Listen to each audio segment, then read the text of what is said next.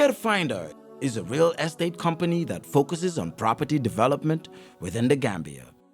We pride ourselves with providing not just quality and durable houses, but also state-of-the-art designs tailored to our clients' tastes and expectations. Our unique experience and expertise is second to none in the industry. We are currently building and selling 3-bedroom bungalows at Sukuta Traffic Lights and Jabang. We're also building and selling 3-bedroom story buildings at Sukuta Paradise. Other sites are also in the pipeline. With CareFinder, payment options are available. With just 40% deposit, you can get your house started. For more information, contact us on 329-5188, 727-0049, 709-8418. You can also check us out on Facebook and Instagram at CareFinder. With CareFinder, you are assured of a secure investment.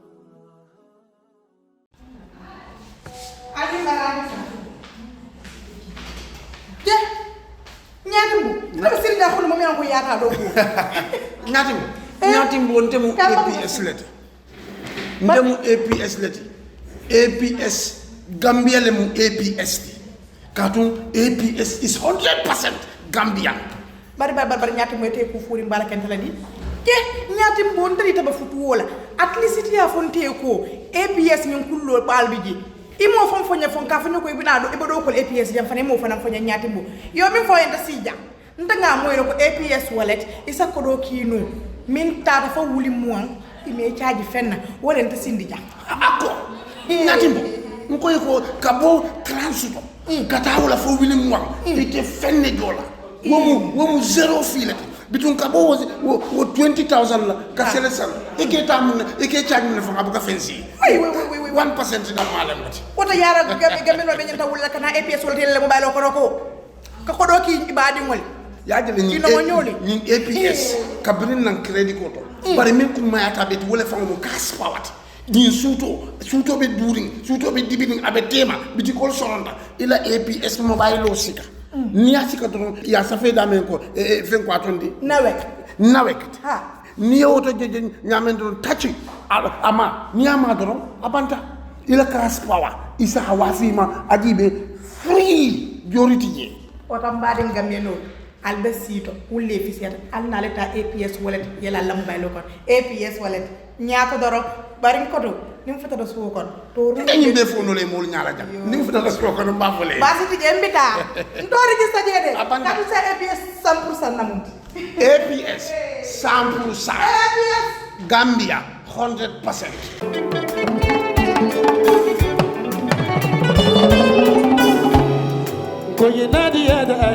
Looking for the perfect home away from home in the Gambia? Welcome to BC's Residence, your ideal short-stay apartment in the heart of Bundung.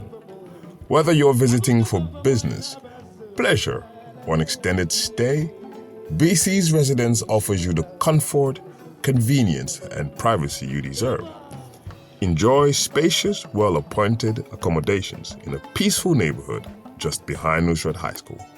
Our residence combines modern amenities with authentic Gambian hospitality, ensuring your stay is both comfortable and memorable. At BC's Residence, you are not just booking a room, you're finding your perfect base to explore all that the Gambia has to offer.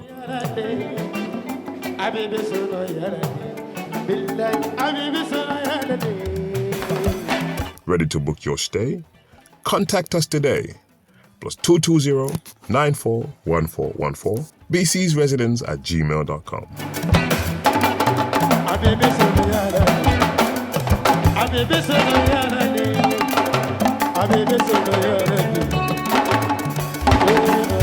BC's Residence, Bundung, behind Nusrat High School. Your comfort is our priority.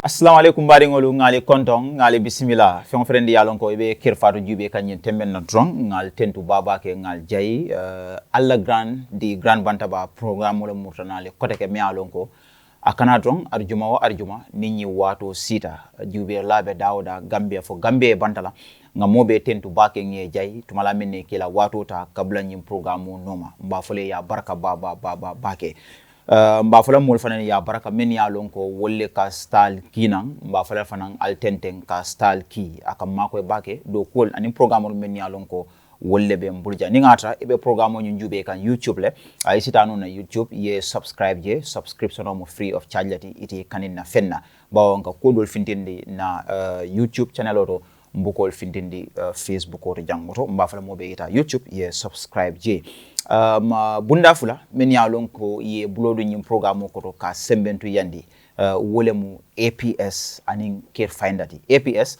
itol mu bundalti mi ya lon ko kodi kiyo anin ka kodota e ka mamma wole fannala Gambia banko kanjang nanata kodi kiyo la nyontan wole muti sika mantre la koro nyo sabo fana mantre la koro Gambia banko kanjang ila kundalbe banko tonkon nano betole bari inin kukuro nata mi ya lon ko e ka faye rifa an ise ganyo keno fang membita kanyen na $1,500 is really killing dalasi kebelulu isa ganyeno nyimbe keno la nyadile fobe Gambia banko kanjanne bang ila APS wallet money transfer referral link ata yatala ini terol ni kanuntol ni badingol tema men ya lon ko wollebe Gambia bantala ni ka kodo kinang maximum $3,000 is ibe chance ba sodla pour ka wili killing kemelulu ka gagner ni atra i sign inta APS wallet o nyinto APS ni ku kutonata bari e manda woro fanan ni ngatara ibe detole kono waranto suto te jang atijang ila kas power banta isela APS apotando nyimu apleti miya lonko mobe nyanta sotla ila bul kono telephone kono le Gambia banko kanjang isenyi apotano fan ye credit ko sanje andum fan ite charge la hani fan friendina free of charge la mo ise credit ko sanno ise cash power sanno ila bum kono bese mala bese ke lampoti andu ite kolea ku sotla je APS ininyul be natale Gambia banko kanjang nyato domandi albela nombal jela screeno bala santole adabe bundal kono men yalon ko fang e kanyum programme sembentu yandi ka fasa wole mu care findati nanata korda loni korda wafola Gambia banko kanja mosa fo nyontangon le muti sika mantere la kuro nyosabo mantere la kuro care finder e be banko ton kon nano betole ni ngatara kene kensangole be bulu ilafta kalo wati diati waranto wici diati te wrong ni fratema e be la korda lola wato mi yalon ko ite fonbe la fida walla e kanyul be kede bari manda woto korda lori mbandingo e kanyul be wafile Gambia banko kanjang ila ko la no warta andum vang sika mantere la kuro fanan nanata kene wafola anin ka kordalo Gambia banko kanjang mosafo nyontangol le muti murtanan korekele alla di grand bantaba programme ninnata nka kul kacha men yalon ko abe dendim banko la kola bari nka alfal fanan soto jang men yalon ko ni ka ku jamal kacha nke nyini ka ko dolla fo politiko le mbang fo kula mi yalon ko abe dendim banko la kola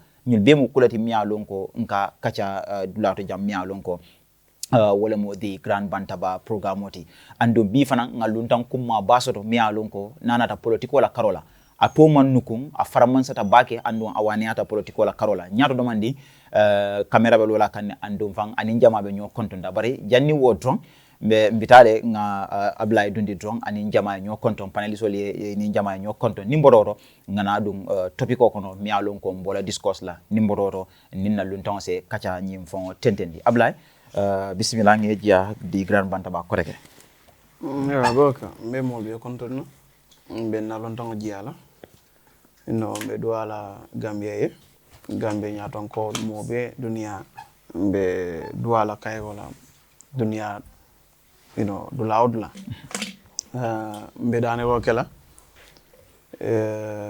christianol aning dol muslimol nga opportunity soto bay di ñing sango mu kagre fay sangolti do adum aman soto abuka menke no oto nga deng nga do banko la kaygo la nga deng falendi ko lafta meke banko la ala yake kaygo kono nga falendi ko soto falendi ko memol na fa ay no na sama soto you know be mo be kontonna mi alo wol be mun fan solneti mel kan jibe eno be kawdatio kontonna top to bottom to top be mo be kontonna, and it's a pleasure benna kotoke fana kontonna Mr. Tunkara and na luntango everybody. Thank you. Yes, thank you so much, Ablai Nimbororo Trong. Straight away, Mr. Tunkara, afana ninjama in your kontong. Mr. Tunkara, welcome back again. Assalamu alaikum. Kerifatu mol balbe kontong na aning itefango Mr. Job and colleague doctor and our invited guests. And viewers balbe konton na mbafral ko sunkaro saim be fulada sirkili mwana duwala ni saim tiritam men dura alama na bankairo sunkaro la kairo men alama ala kimbe and na bari ke sama fam be sunkaro alama kana ita ya complete kairo thank you so much Mr. Tunkarti barakabake mbe dunna wala kono fedron straight away ngana topical discourse janning lunton fon kadum nal hakilo ba kan lo kun tambila akamunta ku jamal keta banko kanjang nanata ko la men yalon ko abe den dim banko la kola nga kalamuta ko fanan mi yalon ko wolemu ma joint security operation mi yalon ko wolemu tankola doku lalu e kafuta nyoma Gambia banko kanjang dami alonko itara dularo mi alonko wole mu jinakti andum fam nyin tay kunkol men alonko wolle beje iebe malale andum kata fente mi alonko fam dolbe je fam men alonko yol fana wutu kabiring tanko mul kafuta nyoma e kamen commande joint security operations andum fam ngajele fanan akonyin dolbe je men alonko ya konyin welcome back ninko ya konyin jia bari dolla miro ning wo fatatale dol beje men ya lonko ya ko jalay baki andu ya ko bay fanan simfal men ya lonko wolle tata nyin lato mi ya lonko wole mu jinek sade konoti amu kulete mi ya lonko a chochobe warle baki Gambia banko kanjang kabiring weekend tambilala mba ko kacalale bari fanan adabe topiko kono mi ya lonko mbole kacala wole mu ngajele opposition party woro ye signendroke teben kambengo asudota pour kaje ko miyalon ko fan ka badia ka ke fenti miyalon ko ka bamandi opposition ida mongol tema ke membe kodindila ko la men yalon ko fan abela badia aba tinyala keta kuti miyalon ko ya ko nyin signale Gambia banko kanjang pati bal men be Gambia banko kanjang e da bulata signendro nyin fon kolole pour ka je ko opposition da mongol tema kambe on nim badia ay ka kuti miyalon ko ay bambang andum fan nyin kaja firol nyin ku kota ngol se ke kuti miyalon ko isa bayno nyame nyim banko kanjang akamunda United Democratic Party idabe party yol kono men yalon ko ya ko signé andum fan esa fal ay party men nyaton kaya mem APP sobe yati e fana ndaba kono le bari fana United Movement for Change e fana movement neti mi yalon ko e fana ndabulata nyintole akoni dolbe je fana me yalon ko ya jia bari a chocho warta bake fana Gambia banko kanjang ñu be mu wala dalti mi yalon ko mba kacala bari folo mbe Mr. Dr. Bojan Dundila le dron ala opinion for membe dending nying joint security operation mi alon ko wole keta dulato mi alon ko wole mu jinakti da mi alon ko a chocho wata baki ablay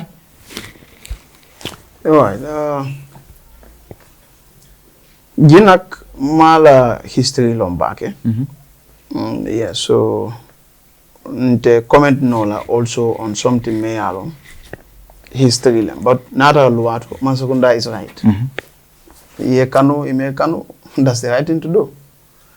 Yeah, because nyamo mu kultime ya long loi mansongala na loi anu loi dum wala ntolbe maga so ni ata nyamo ka seneje manza kundana taje ko okay aka seneje ne anyanda bolale yes that is right to do so why ka senoke nyamola also any historical context also umankoima but I believe what the Mansakunda did is right in terms of Jinak. Now, Malong coming Kafunya, but come moy for Tonyal and for Tonyan and Malong. Akamunta Nyamoleka Falingi, Kudolbaka Falingi, for Tonyal and for Tonyan and Malong. Ufanam Ben Jakala, Ale Banko the Damelo Nyamo, the Maleka Falingoto. ma fa man soto de bare ayente jakalle and I think ni ata o fana soto tanu nje ni atina mansakunda e department ol soto nari be wol kono research institute nim dulal lete me yalon yiri karo ni kudo se kino je kaje ni ata wole biye baydi mole wole long bay mo research de kitaka foko nyamo ni fendu kam mulo me yalo is legal muna wasi sen no bang ani mansakunda se mune keno ka make so nying nyama sen way stop kudo sina aike baydi nga understanding so ko ginak fanam be dala so it means fishing mo kam fo fanam kulti me yalo wose kinu ni juna ni atara akasene nu ngie juna ginak manje kuting me yalo I know much about as in ko me ka nyamo sina jele for a very long time sanim fana be mo kan yo so ni ayatara o ketale the right thing should be ka stop nyamo manya na senela je okay you come to Ninyamo Mansene, what should have been done is agricultural ministry ning ila bulu fenkol nyantaka je research no neka long monese keno and so on. But nte mu multimedia long I support the fact that mol ngang na miga o jibe bang. Yalo nyamo mambetia. Dolo mambetia.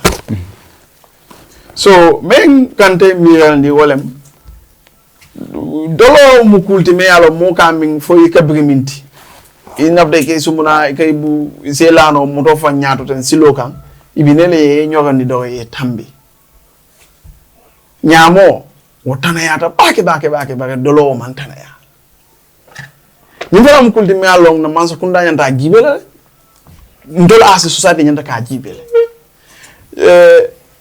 ning dolo ka bona mintole nka dol fenanne dol I understand aka dada janne but ning ko nyamo man betia nyamo bu ka tax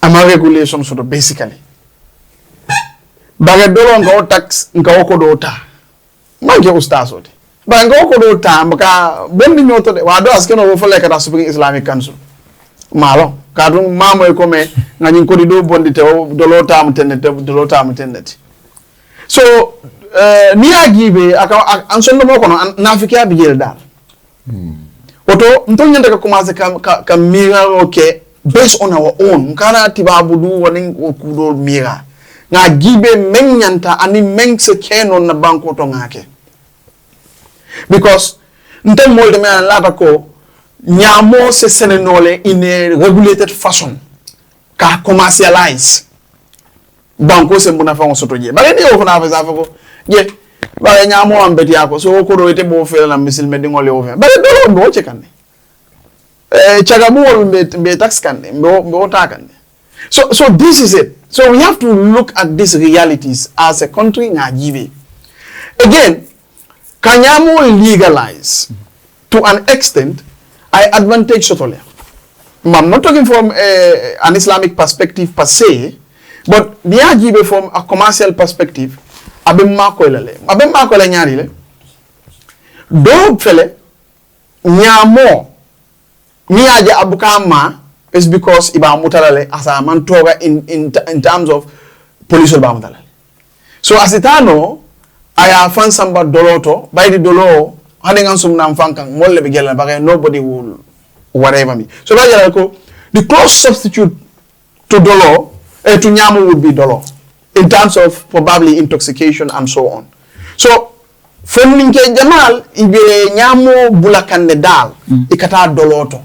And ntela geroto, dolo kamantogo menke. Aning aka koma seinto menfena nyimbanko ye, wole gena siata sembo soto nyamoti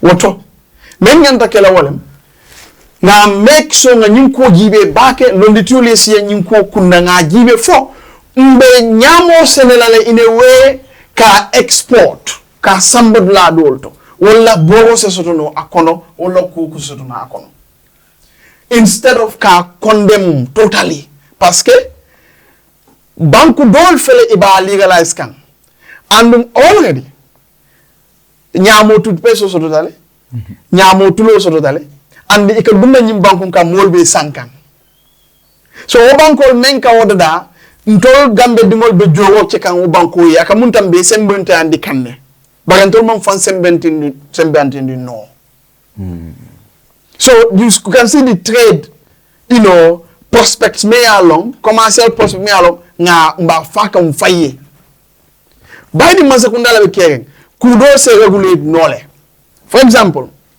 we bordo give like tramadol serious painkiller lem bare fana aka kele addict you understand ça control tale ça man ke pharmacie or doctor e dung ye tramadol sanno prescription olem so drogue le ma fanati nyama fana se keno wo nyama spirit ngame use dolo ba kono yeah dolo ba kono and we are using it music wallet and other products. So let's look at it as a country instead of totally condemn. But the government is right. Kajeko ning ayata luwal membe ken will be la intended muto nyinkanake akanake. They are right 100%. But I think we should introspect more nga jibe nga nyinku kacha. By the niaje nyim baita iko aka moleman tora aka harbadiya le nasindi and so on. Bagati da mantende dolo fana ka kele kudo fana ka kele so woto na wo gibe bambe wo kala nyabe anim banko se mune na faso so from this instead of ka totally condemn so ndemu molti me yalo I believe ko government menke is right but inyanda ka nyamo ko gibe bake anin dolo ko gibe bake parce que yin dolo abe manto kam bakel anin other drugs. Okay, so the last point is ning ayatara mansa kunda ka nyingina ko ke nyamen teng nying corruptionol ni nying ku dol fana ibe wole normal wo nyama ntol bese NPP join nole left men na wolem you see banko aka dokule and ni banko na be dokula lin dalo keta bake abaka betia you see hani mo men sanga ta bake ni na dalta ala sanga o abaka na ke fenti diko mele biye ni meke ta dalo ka sotole wala tinna ala fango monde aka falinga ay Tuesday fena ni dalta monde la bake monde te kuluno la wala na mansa kundanya ntaka falinga parce que ini mobe kuto nal meta don luwal ning ko mengita tamala kal sam ka banko sambanya ta man to fa la interest al kanyina wala le al kadalo badiya no longo wala ka tambi alla kol kono banko dum buka tawo nyama wala na ini momen karanta nyola fal fenkata ibuka lo adol tamandi no akan idingo fana me alo ya kejang ina dalta bake ibuka kudo tamandi no akan wala na falingo betiata parce que falingo ning system le kana falingo falling new opportunities le kana so familiarity man betia ni dalta fen wala rek aka kele ibuka do ko keno wala na sangitang is okay do fana fu o fana ya take do mo kini buka banko bi do kuno so nyingina ye menke is good but I want the same rigor yo fana ke corruption o ni nyinkudol ibagela le banko bita so government ye men announce nga mem moy ko ibe both soul dealer gina klani also on is good but it only signifies ntol ka mem voko Nyimman Sakunda is reactive. They are not proactive. Do this come at the right time?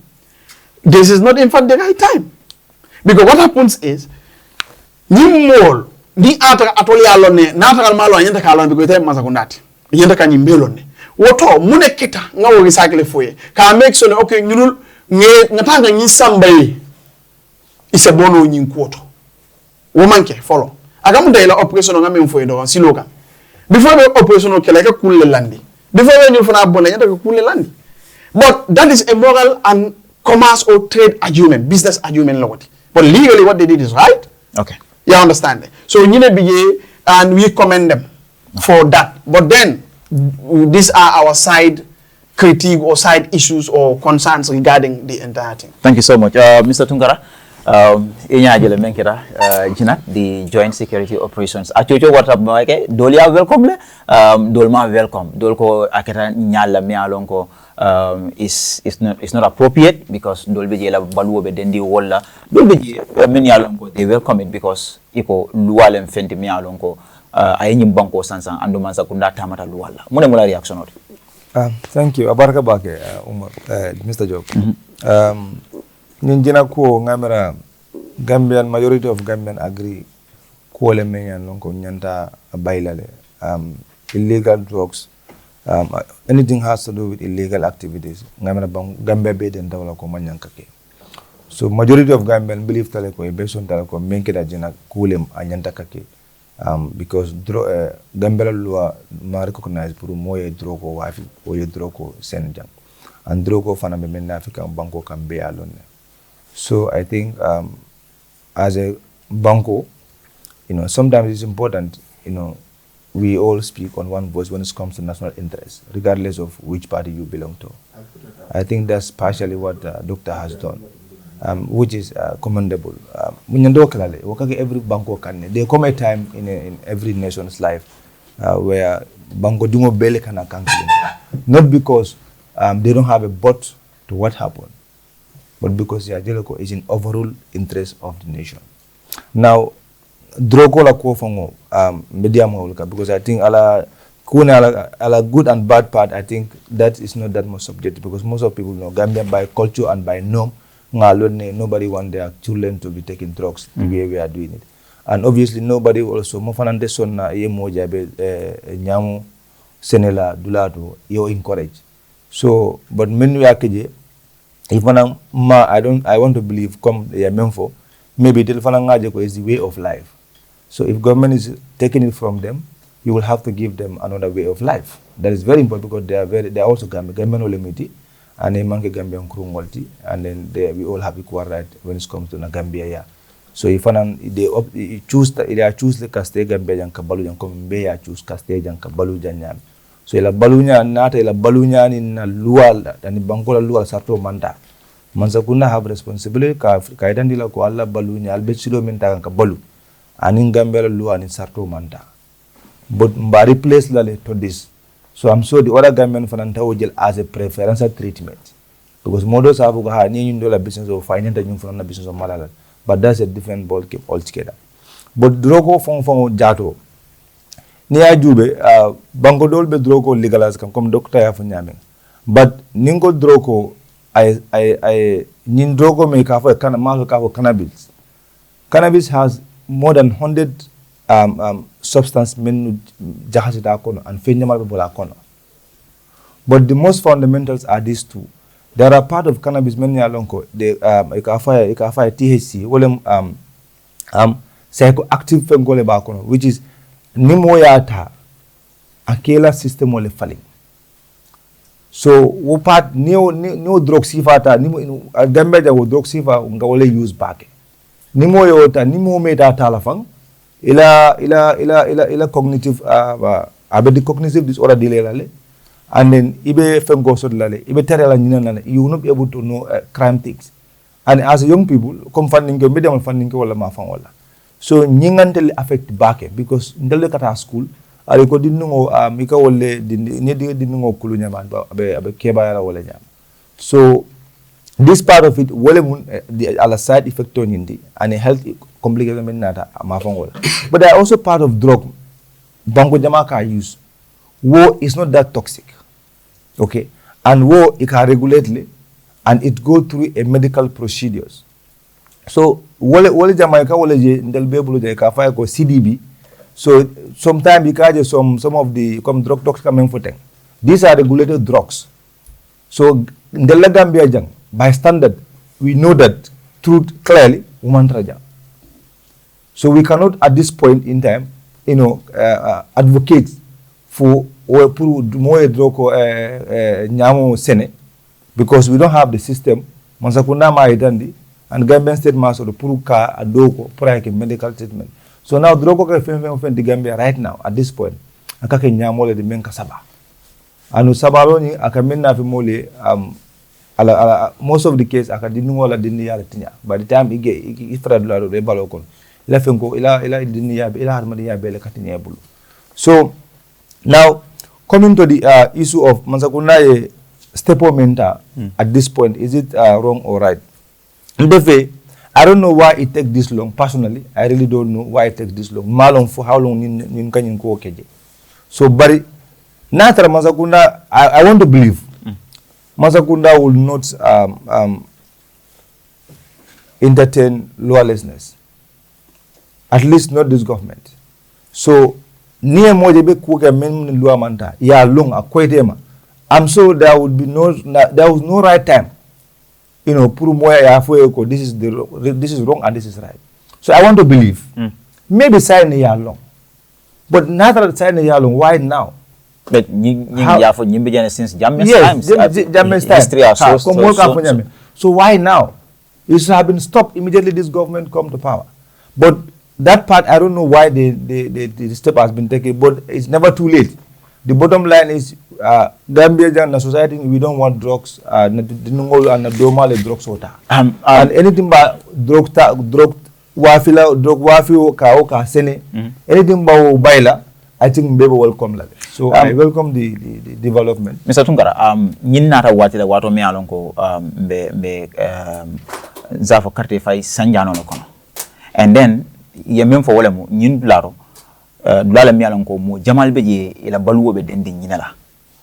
Ila baluwo be dendi nyinala kanyi nyamo sene mo jamal be sata kono. In fact nga video jela men yalonko musol finteta men yalonko e kanyi nyamo sene. Yela jikla teyo itandi dolko e nyapite kan nyamen amang na kala nyama. That's what critics are saying. And instead of yeta ye dialogue iba kunyin bulala miran kele nyamen etatele nyapite ka wonyama andu na siata kartang waranto karkono do wolbe ndin carte fa wotema. Critics are saying ko satemu mo bebe kamfala Mansakunda kamala, and then they will not vote for the government during elections. Mola baludla ni atinya obviously aka kamfale. Do you think ko nyinatala at the right time? Well, government is voted for 5 years. So anything that Indian tackle of 5 years go demarcate, yeah, but for next election is amount to cheating. That is my personal belief. So as long as we are concerned, the election is in December. So whatever government need to do to protect the law in this country, so either is in favor of ruling party or not. And this government have a history of that.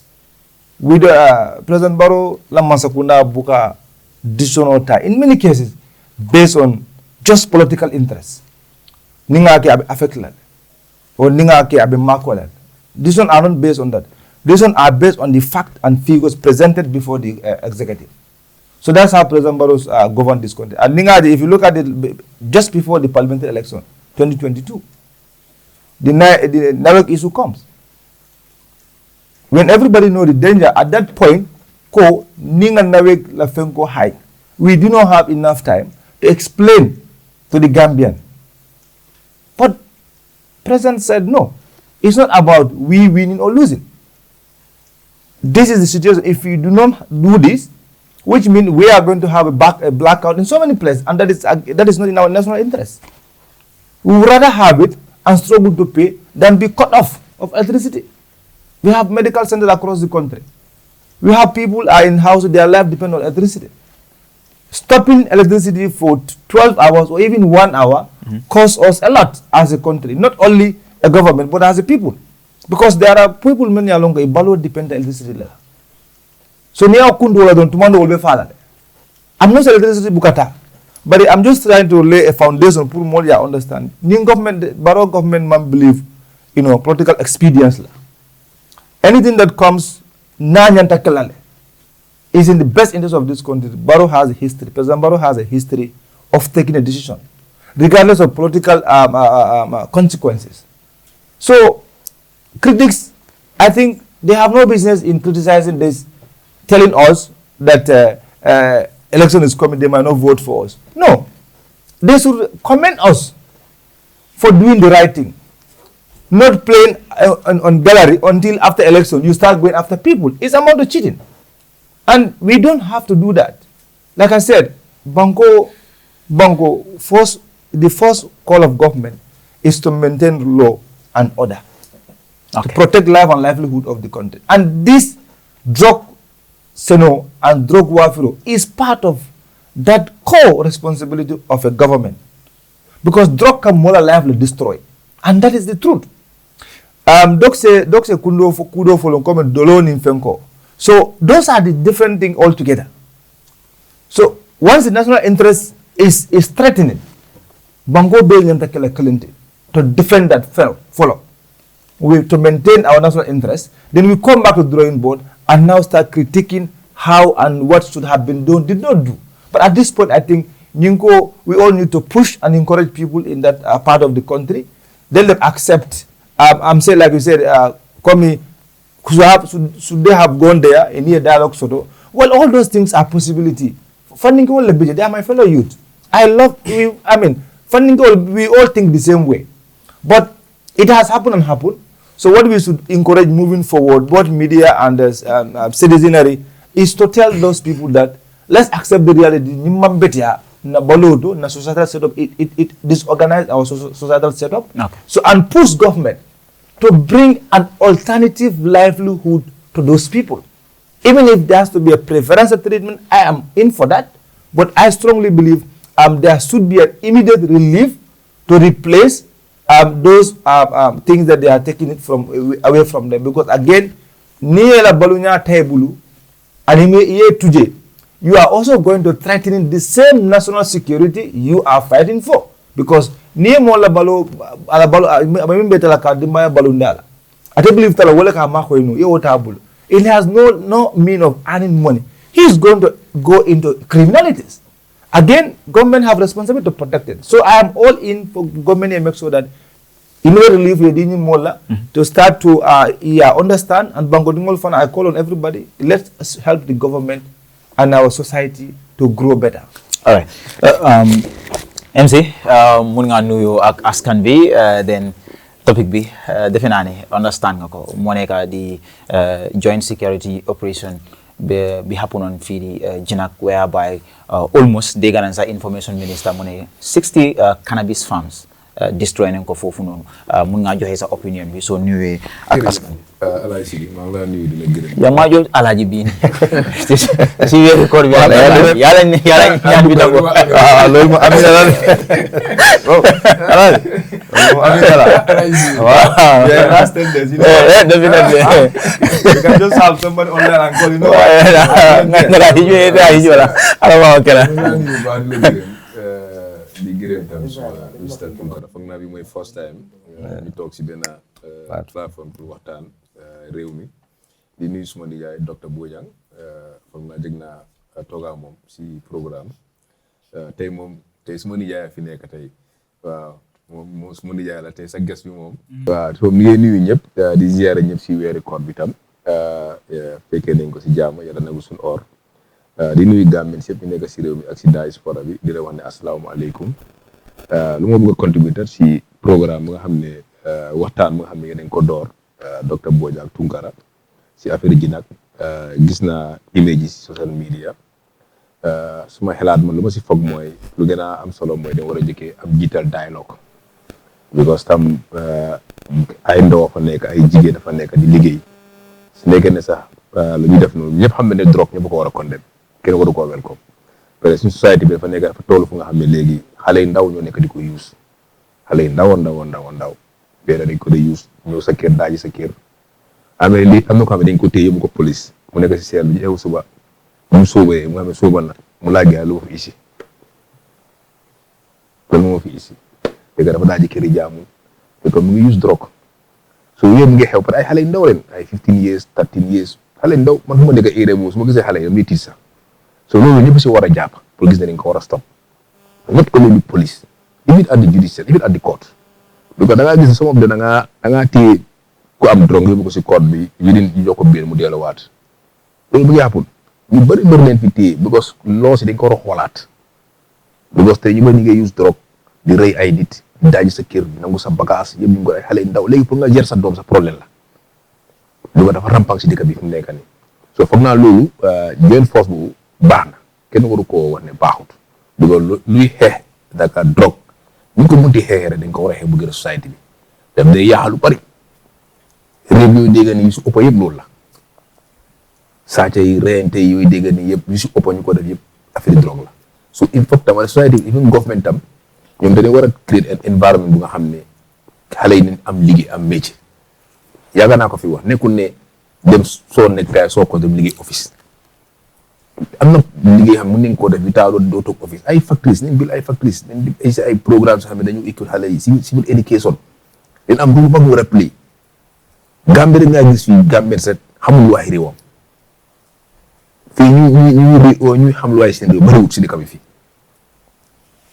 am na civil education loolu yëpp dañ war a impôt support leen tey daayoo dafa war na am ji nag balaa opération bi di am ñu dem toog ak kilifa yi toogaa ñoom ñëpp waxtaan ak ñoom ne lii perdre pour gis ne léegi ñu xool na ma xale yu fa nekk ak ñu xam ne ñu xool la mooy seen problème laaj leen lan mooy seen problème lu tax ngeen def lii ak lii ngeen waxtaan seet lan mooy solution bi suñu tasee lii yaaxal yi lan leen war a isi mën nga faa bil ay factrice xale yi jàng fa ay métier ñu jàng fa capital weldamaan yëpp mën nañ ko faa def ñu bàyyi lis agriculture nga fay leen salari every month ñuy béy ngay fay gaay loolu mënoon na ko maa def loolu yëpp nañ ko mën a créer xëy na ñi ay nappkat leen di bëgg a gaal nga si nga provider gaal yu nga xam ne standard gaal nga xam ne faa nekk ñuy liggéey ñuy am dara soo demee de leen bàyyi lii boo soo ko yaaxee ba tey nga bàyyi leen amuñu si lu nekk yaa ngi doon gas beneen problème ñu ñëwaat ñu faa jógee nekk ay criminel nekk du nekk because property dafa garaaw unemployment dafa garaaw si réew boo nga dem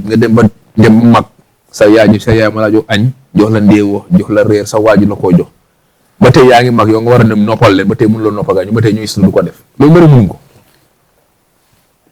boo mënuloo juddu fekk sa waajur a ngi ñaaka sa papa ñëpp ngi ñaaka yow nga jub fekk gaa nga war a génne gaa si coono boobu ba tey mënuloo am soo xoolee ñaata civil servant ñaata police ñaata soldat ñooy bàyyi seen liggéey dem si baagu yi ba nga si Gambie fi so nguur tam balaa ngaa dem anything da nga war a def da nga war a study da nga war a make sa propre research ne waaw su ma defee lii lan laa si war a teg not about ne election because man ma gëm ne weda mu nekk election ñaaka nekk election loo war a jubal si réew da nga ko war a jubal wala nga am vote oo ñaaka rajo vote lu nga am solo mooy intérêt si réew because nga jël kaamil nga waat oo Bible nga waat ne di nga jaarale réew mi si yoon so na ma gëm ne lu xew ji nag government dañ war a am dialogue da nga war a waxtaan ak stakeholders yi da nga war a waxtaan ak ku nekk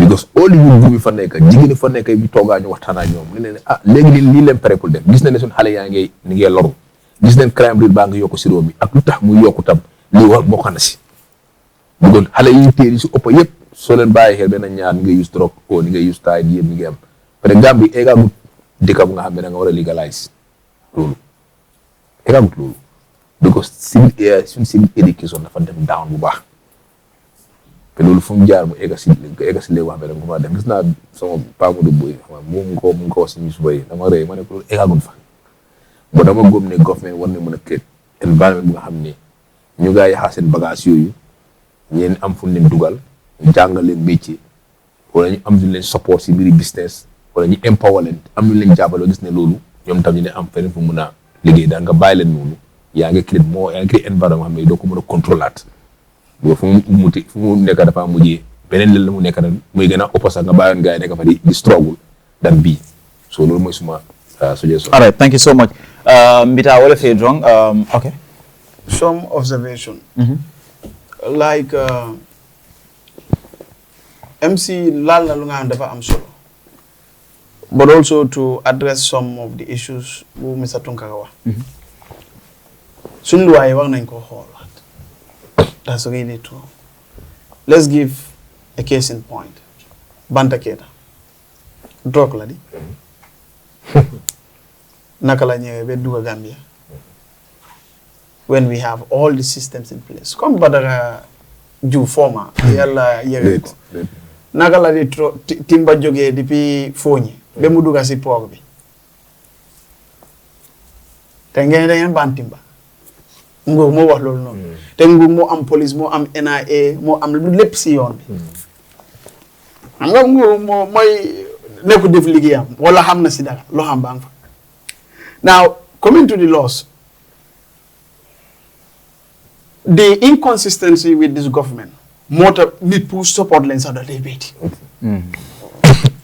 tey ñu def nii ëllëg ñu def naa now look Banta Keita lu mu asi street value mooy comme jaayante nii si yoon is 4.5 billion Gambian dollars worth of drug Banta Keita loolu la dugal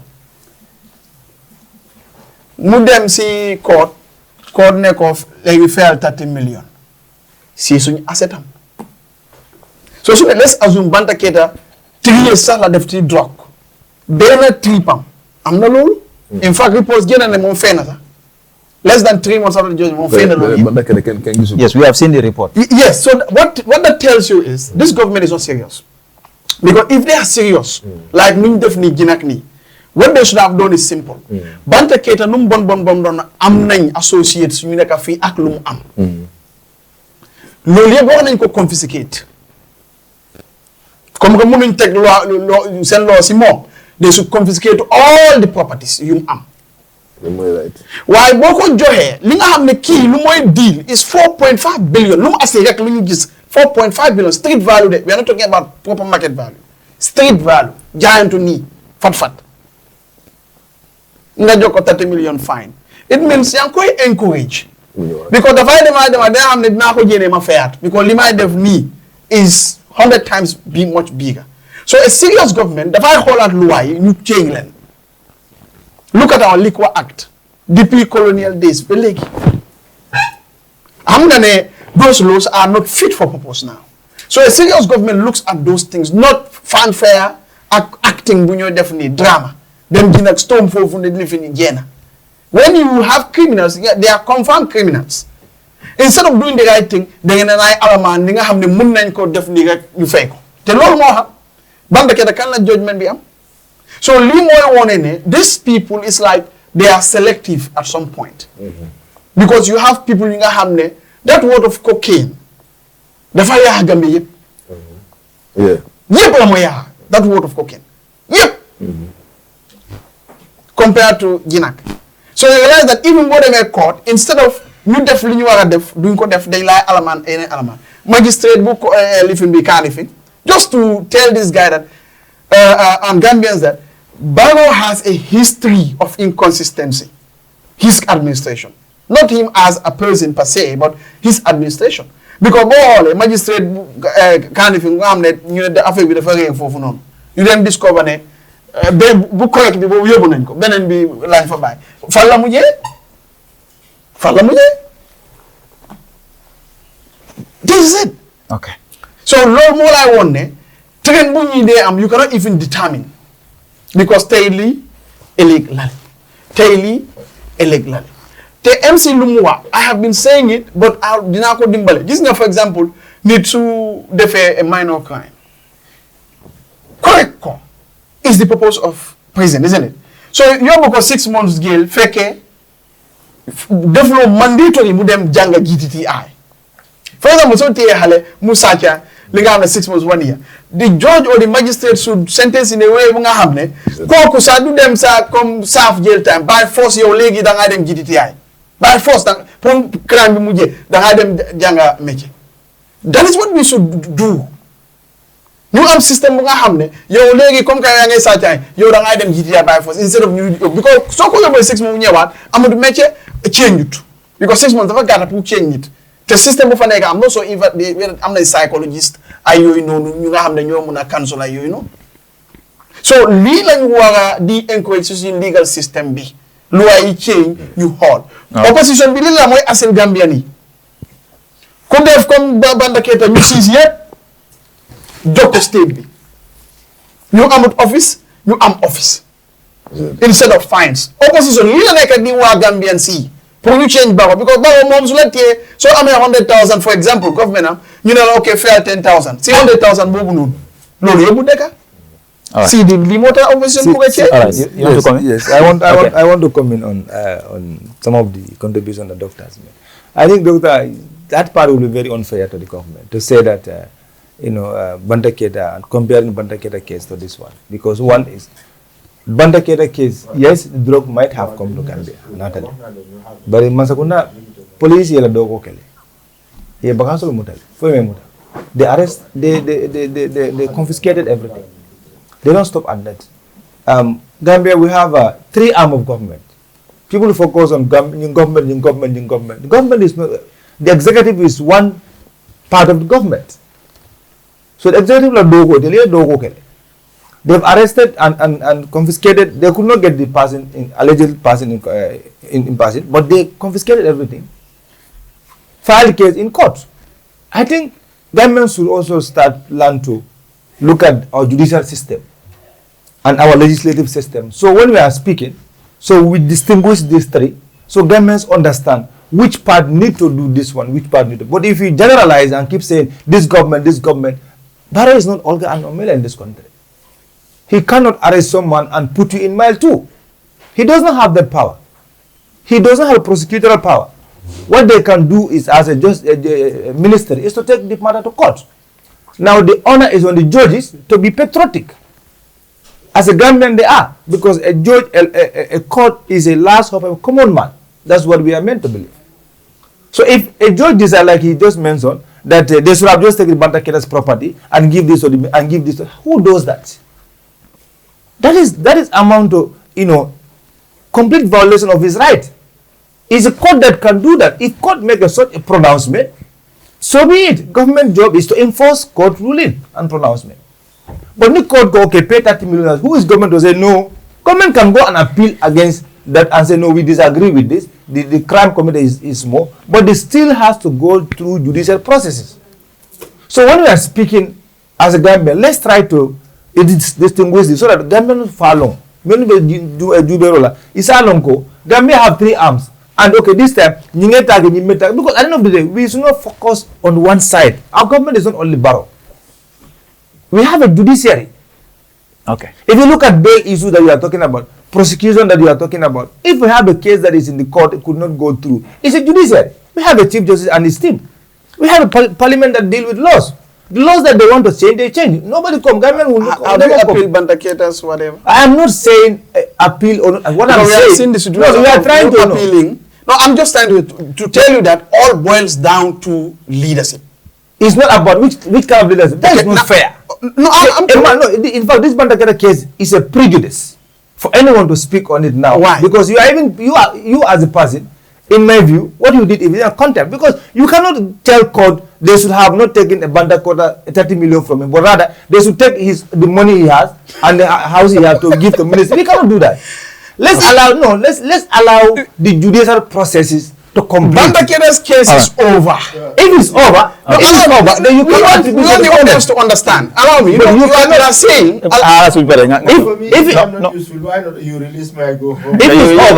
it's over, I have no problem. What I want us to understand is, if a matter is taken to court, whatever court decides, if you disagree with the court decision, you go and appeal until you go to Supreme Court. But you cannot take a judicial issue that you disagree with and say this government. If government arrests you and take it to court, if court said no, he was exercising his right, you cannot prosecute him, or you have no case against him, or we have released him on bail by just putting his passport and go home.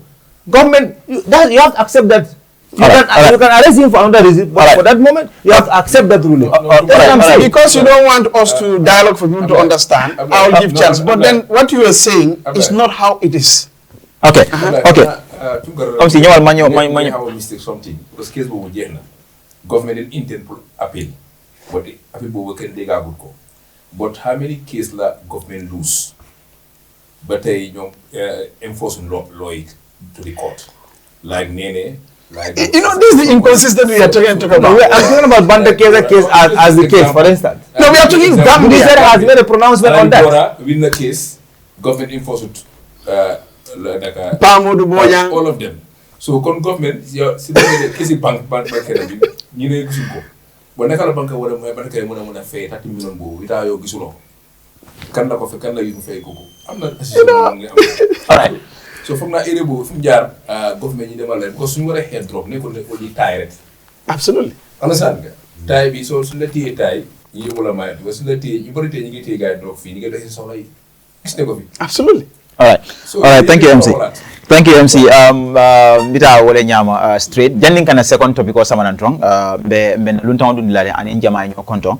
afana yala opinion di nyul ngamen kacha jang nyin tembenna ko nga fo nyamen dron na lunta momenti bi molemati mi alon ko atoman nukum politiko la fanna la Gambia banko kanjang andum fang abe patio men kono nyin tembenna wala mu United Democratic Party atele mu la regional chairman ti Kanife Municipal Council saba Kanife Municipality KMC atele mu la regional chairman oti andum memu dron wala mu Falang Sonko bi atele mu na lunta wati the Grand Bantaba programme to nabe ku jamale kacha la jang but follow mbabula lele aning jama rahmano nyokontong ni obata jedrum ngatenten kachala Uncle Sonko bismillah ya bismillah min shaitan rajim bismillahir rahmanir rahim alhamdulillah rabbil alamin alhamdulillah rabbil alamin alhamdulillah rabbil alamin assalamu alaikum wa rahmatullahi ta'ala barakatuh be Gambia be kontonna akamunta ko mfota mba mallanyi arami satambila mfango wulu ba mbenu wolto alhamdulillah be duala muske bay fo ala silaja sono yaay so bari bi nse wota bake ni mbari ndingol le be jam especially MC nabe bono Ibo Town Joswale so aketa nye sewo ku bati kana jambi ala Grand Bantaba kana ma be jambi kala programme follow bakele bari mbe tunkara kontonna anin mbari ndingol be kontonna be duale sima bala ni jata kenna ne harji fo bor namana na topic to lafta mbari ndingol hakil bulandi la fennela ntol den tol be wati batu wala ka tun do den ka fale na manke bi sama be kala sayan tol ka wole batu bari la generation o yembala fa baki bawo hadama dingo ala e dunia la tonya le kan dun tonya da male be dunia ta sambala o talinga son tonya la barka mo kilimola interest fasa yenyi ne la bankola akawa kuyata baki nunkila sallallahu alaihi wasallam ako hubbul watan minal iman fondin kewl allal fanna aliyela fa la bankola mbega doko ke Gambia la sama kama pour ndigol ni mamarigol bar banko tinyata le ndum banko be tunen kan alinga son tonyala the reality on the ground for nga accept wallahi kunun kontata marsos to ya ni tata badal ni nyemuru mesending ikawolelje. The average civil servant can ite balloon out of their salary. Wo banku sifa jumadi. Wala na corruption kuma woni ba fala dukar alu wala aside. Do kula ye men soto ye do ko ke ye balu. Ike jo men na karfani wo buke balu ndino anyabe tapale yala si koro soto no dame ta atakela. Abe wala kila. Abe kula le pourquoi corruption o kele because people cannot survive out of their salary, the average civil servant, and that's the truth. Lunkilimbe siri. MC alone ntela korda mbota dame. Single room $800. Room and palo $1,500. Ntembota double room and palo menke. Nka mari na ko fam 4,000 akote mbulu 3,000 akawolejo. Mbesiri lunkilimbu nungamo iko single room $5,000. Single room in Bundu. Ni ko burusu jam fam one can understand, but in Bundu single room $5,000. Ni temo salary analty mu civil servant ibe balu no la nyadi.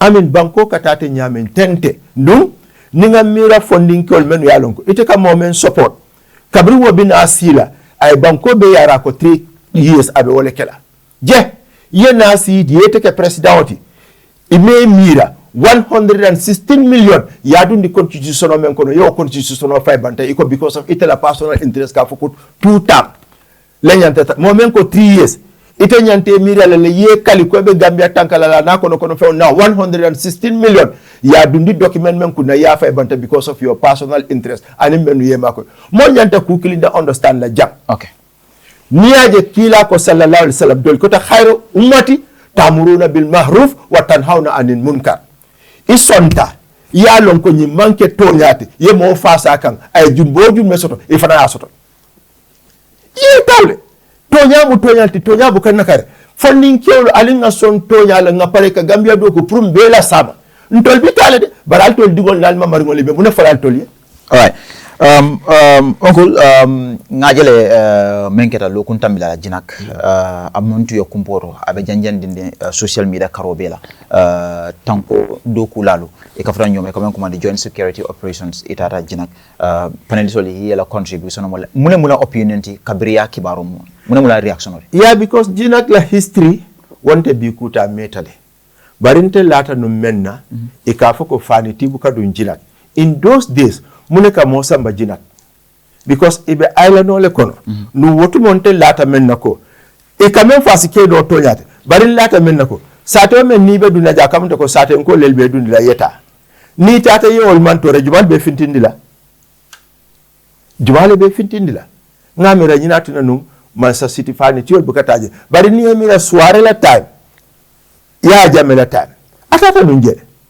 bari ni nataji ben after how many more say soirée bay hanna manke toñati mol ba fala woto yaaje mol kamen fojina koto wala toñati imaja tata je akabi bredun ke je tata je bari imaje kabrabo to je mune ma bay ya bay le de bay wo kital so maybe wala be mutari mol bari ntet lata principle menna ku jaw buka ku kendo jo say no niko nyamo man betea ajiba ka tinyaro men ka soto warta nyawnya tinyaro men aka ke mira wala ba ka menke fengo fenta hadama di sondo motinya fengo ke wala na ala ya haramu ndi adi mutlaqan fengo fe musira ma fengo do haramu tale pour musil moyak na banko kan nimbe son na tonya la alimbe son na tonya la nga tonya le fo al kabanta men na case foten kabrin continental be jira be jat il faut la mabo il faut la bori di malaf la mutale man interest soto je because of ikana fami soto abul wondro go nyi faut la banta nyaadi mol ka ko nyokoto ka fem furi hota kata jurmi je kadro kendo ko nyokoto kata wa wonde ku kutati jam imagine na fonin ko bebe tinyaka ñun menu be ka ñoo fa yamira ni be hakilo be family si okay it's not possible funding kemerol ye ñoo so muro la because hani ye ni ka mun dun dalte me fonta explain non siral ma fe on ka ñine ke aliye mol jebe la wulula alfa lebe num ton to la tay mo jibe ndron dinni wo ye alfa je dawda ni be kun kurun ko le si bori jammo afrikalti nin ko ngata nyaato alinga kulo nin kuluro sabati ndama ya hadama dingoje hadama dingo mu ku balti kato hadama dingo len ala la khalifoti dunya kan jan to le ala represent ja woto nin hadama dingo tinyata society be tinyata ba nin hadama dingo dedata society be dedata alaji ben to la dindi yata mi nyo bunya nyo horomo na fulo mansia bari mbe siring bunya nin horomo le kon mbe nga nyo respect nga nyo horma nin keba ko hop mo be bulano wo principle jibe bi manfal hani bakilin fakilin nyo na free date tetala kuma moy. Okay, thank you so much, Uncle Sonko. Ngaten tenka chala drone. Ngajele, you have been a very vocal supporter, United Democratic Party, andum falang dabo fasar la bale muti UDP party. Ani mo Gambia fasar. Okay, mune la loyalty motivating di nyum party yokono andum fang party la simin samu iyaje nyadile ka banko ka deda. Yeah, because me motivate the most. Mbadi won munum politician oti bari ntemanke num politician. Bari kabri ya jame coup d'etat ke mambula no ma de bari nga coup d'etat ni support simply because of Jawara overstate ale. Mota fula man duku ke ayala kato da wakel. Bari komi nyin kan me fotodo. PPP fana tatal falo ka keta family things let. Na hakilo ba ka wotumo. Dix la case keta jande. Ay minister lu menu samba court mune labantaje institution yaje fong nga song falin ola hadama di yale na tawo nyama nali history jibe bani Israel menu yalon ko domor banni wal kanaji e ka domo kabri tata faja to ye mune fo hadama di wal lafta fengo la nyawnya lungolu ni kala ndokota ka fasile falin wala nyantekela nte I have that principle ni meye 10 years ke yebo jando ena ni meye banko lu menu be advance wala nyama. Okay, nintol ngani experience for 30 years kabri ya jame nata ntena la problem folo ketamende kabri ya la statement for nepotism, tribalism, rampant corruption ka kolbe fo flamboyant lifestyle ka jawra la Mercedes Benz be mota ke pat nko nyim fo ninkewlo inata ku kende balla bar kabri ngaje ye AAPRC 145 men ya lonko is more expensive than ye Benz men pa nko these people are jokers. Kabri wolu nente nganda boy la ko because ye même befo nde hadama dium wallahi ni dia mutanye tonya la dron kallelan bari ye kuoke aye wali ani bara nyoya kabri ata Dakar ya nyini ka ko 4 years anata jaka hada ata ko le 4 years ate mo kilo ye na ye fen ko ke ko be sila ko so nko otumo ni namuso munu nkai ko bo definitely nte nganda bo nyula ko ko muneke tan ko nte hadama dium ni ka kuma fula fodro nganda boy la ko tonya mo damati ita fono la biya ko tele sama yena ko hade nyim fintale it's not possible that's not my life wolente dunde politiko kono niaje mbedu na politiko kono ngaje le ko nyune bukata ko dunga predict nyame exactly akita wole nyame abe kelate saya malolti ne ay men fo jawra man nintelaf je flamboyant lifestyle anin jawra ko dal men soto yebe busala ikaketata na ketata ite kilo yena ka korna keme nim fem foto kuna ani wona fulu jama woto ite men fo wala be ko ba no, it's not like that.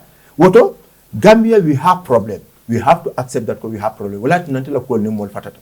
Me yende dun di politiko kono ngajele ko banko bukataku ay men fo amantra baraka wala men ka fonte be mulla back to barracks ay boneke politiko sunkantale politiko ay kumo be fo politiko ba atele nata hanni na nyo so sa yefa oto yalo kam men fo amantra to, and that's the reality ngam fanje wala kono hani kabi say me yendu di politiko kono wato lu dimita akoleyata sani nata nga United Democratic Party lo mbe mo nyino lambe men tambindila UDP lo yani parti do lo nya fatatal alura nyaari PPP ani NCP ye memban ani GPDP wala Asad Musa Kamara la parti yenyin parti sabolu menu be bat kabrin wato sita atra dol fana la pe fan sum parti lo la bañu ko bari kabrin yin parti sabol la alfal site ya crossiro ke ye chodre ko alin nga kafunyo nga parti kilingolo nga moji be membeng anyaton kayal kabrin woketa ntata mo jama le lwar inte fa la broda do beje ka fa Falang Sonko action 8 in those days mol tata no mayari je mol bulata mol no mala ke kachanyo e manso bari kabri nyun ye mire kun to ya mire mesik banko bondi no ni situation ko wala Usenu Dabodi ka to ala lawyer ya kono ay sobe ya din tilomenta no momo ni mansa kunda aji ko mansa kunda lafta symbole jale ka akalo la ke dife nunga namana interest to pour ka involved in politics because PPP ya tra la manso abala legal practice la atanu nyimbangu kan wayena aye song ka UDP nyaton kaya in those difficult days what the chakati alone isafa nole asifono everything nale asonta na sonta pour ka dum wo kelo kono no kelo dati na 21st election ntole election obi bari sojaro ni la sembo ani la fero ye sembole la oka abe foro yari afota la nafulola afota la everything foro membe konte mbuka kamfula fono ndesa fono mbe oni mo koten fatala mbe oni mo mani mo do falina ngamo membonda la kairo ko na la kunsuma ya nkai ko nanga dun kelo ko ngadu wa kelo ko ntinga bor akamuta ko do kabrin solo sande finita I was the coordinator na moto be lori kabrin ko tijate ko nyiko tanko ko ndita ikana fa kambulo muto ka fanya bojam intala moto be lori ngabe la boroso na yatandele bul nsi du no namoto ko no le ngamala ngata bari saya nko solo fata dawda mbe fala woni wala mforo yata so alin ngam fanji be ngam fan korosi muneka tama ni Usenu nyin kole ale taki fobi mammo ko tan londe bardinte o yajam fa saya ale fisata mbuka kam fula fono bin ko te saman ko den saya ale fisata ntewo mbuka keno so nyul be mu dalilo ti miatne hani kabi be dabo be dawo fe ani ngamen suutato ay Gambia kanu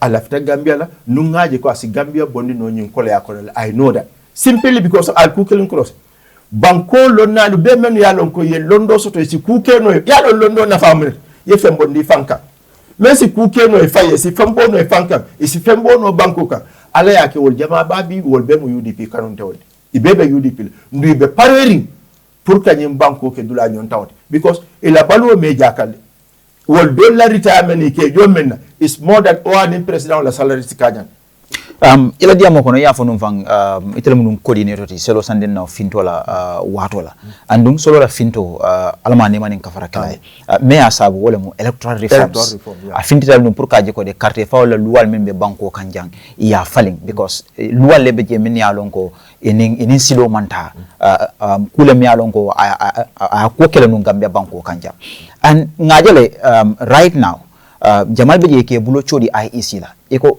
ku jamal beje men yalon ko ikaka ni luwani silo bukata yera wosi ita fon personally yera wosi daitandile IEC la membe dending ka banko dingo register men yalon ka mol register men yalon ko i manke banko dingolti yesolo la jamano ya experience le andum right now be 2026 le kono kabriye ni wosi dalitande IEC la ya mira mun simfal IEC nyanta wolle tala pour kaje ko electoral integrity ala process ay tama nyi banko kan ya lom kam men foten mbinadu na ku kilol ko ntol ni ya jame kele bala ke jande ya je wotumo IEC la electoral law form be nyame anybody ni nata pour IEC ye register ni any doubt soto on you can interview Nundo.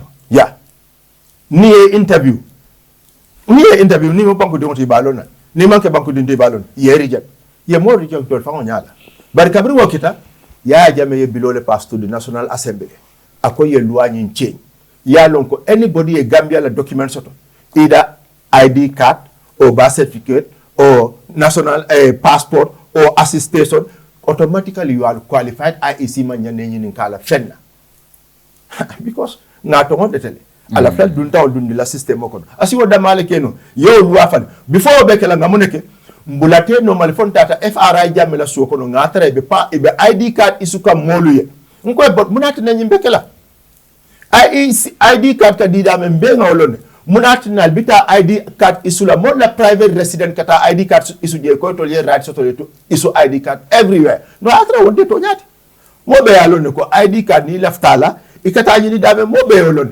bari te ko isi wo isu no le dawo da diate because of itele mansati itele be sire bari ala man kula kabrin ya yame ya ko 350,000 voters card soto le paya lonko election ntol quand même skele asiata lunde nying sport counting meta o kele kane bar kabra comfortable ta asonta sport counting na bari electoral reform meye solo samba alkiyama ayla maro samba alkiyama hani bi baro fana nata amemira ko nyun la saya latina ndeketa president afana kana ku kiloke alkiyama mbe nyotar la je ning ko banko nkole banko ning baro ye mira Gambia dingol damal le carte o faye jetmen Gambia imalo ye carte o faye ntolla kuo kama ani ye menken tolla pourquoi o makato bay ye carte o faye ate aketa president di sem baro wala fana nata kalunta on register ke dundi système ko no pour ye carte o faye Ibrahima Sila ya ko jalle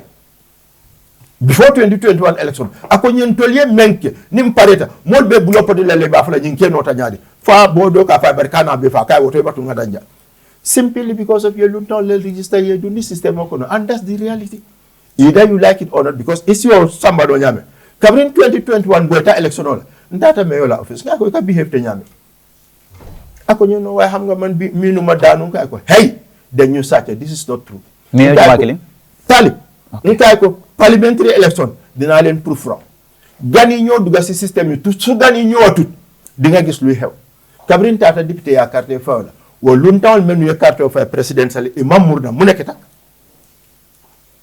kabrin nata kansula carte fawla wo luntawol menu ya carte fa ne imam murna mu nekk tak kabrin tata mayoral carte fawla wo luntawol menu ya carte fa ne man na ko tenke mu nekk tak and that's the reality moto so no la bar wolun dawol men ye carte of presidential ni wol be ka carte of MPP gol quand même fonu tan wala be kale ko UDP hadi siral kidal ta soto la bari ni lun dawol man na ibe mbali no la wala le bang it's not possible Gambia la problème o tata nata especially to funding kewol ala la banko mota banku dingo banku ding ika kili ya la banko kana especially la banko la kaito bari mo kilina interest ni o ke yeti yaro ko ni tata Europe ku jama ben ka yalo muna sabunna ikanna document o di luntawol menula ikatay ka ku kurmoke outside wala na passport ko Gambia visa soto fon ko lata ntol la tay ni be tamala Gambian passport na be bulu ikakantale ko niyo especially this red one dolu be je ni tata Nigeria chanta yalo kamenke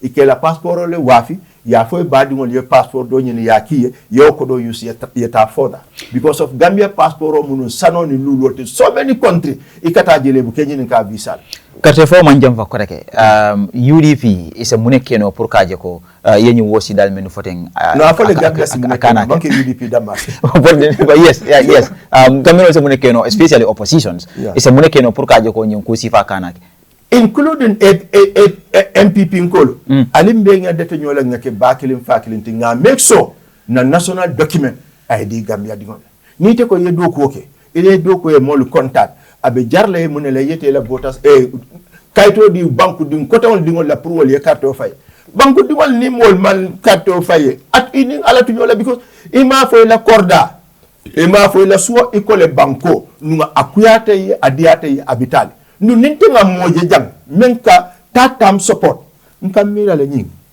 ni mu Gambia di wotu do wotu la ko en jakale katu ngole Gambia mafo mo la soma mo kilimo la interest kana jariye banko be la toro even do nakono because of mo kilon la interest alla ta fla nyene ko dinte MPP men si baro joseno ila fawle fla wa nan ani men ye coalition partnership mote ko men sa te joseno ila fawle fla je mo kilon sanyi tan ni wo mam men wasa yalu mun ba ko no fala kaburu dinko okay ika masa kunda jala bakele ika fu ika masa kunda jala especially the president ike jala bake ku jamala no I will come ku jamala le ya mira masa kunda se mun improvement ne keno science nanata bankola waranto banko dingol la welfare ni la livelihood no ma mira bo be keno la baro wonte de ata keno no muna nata keno ha me yat nata keno la asele atale bawo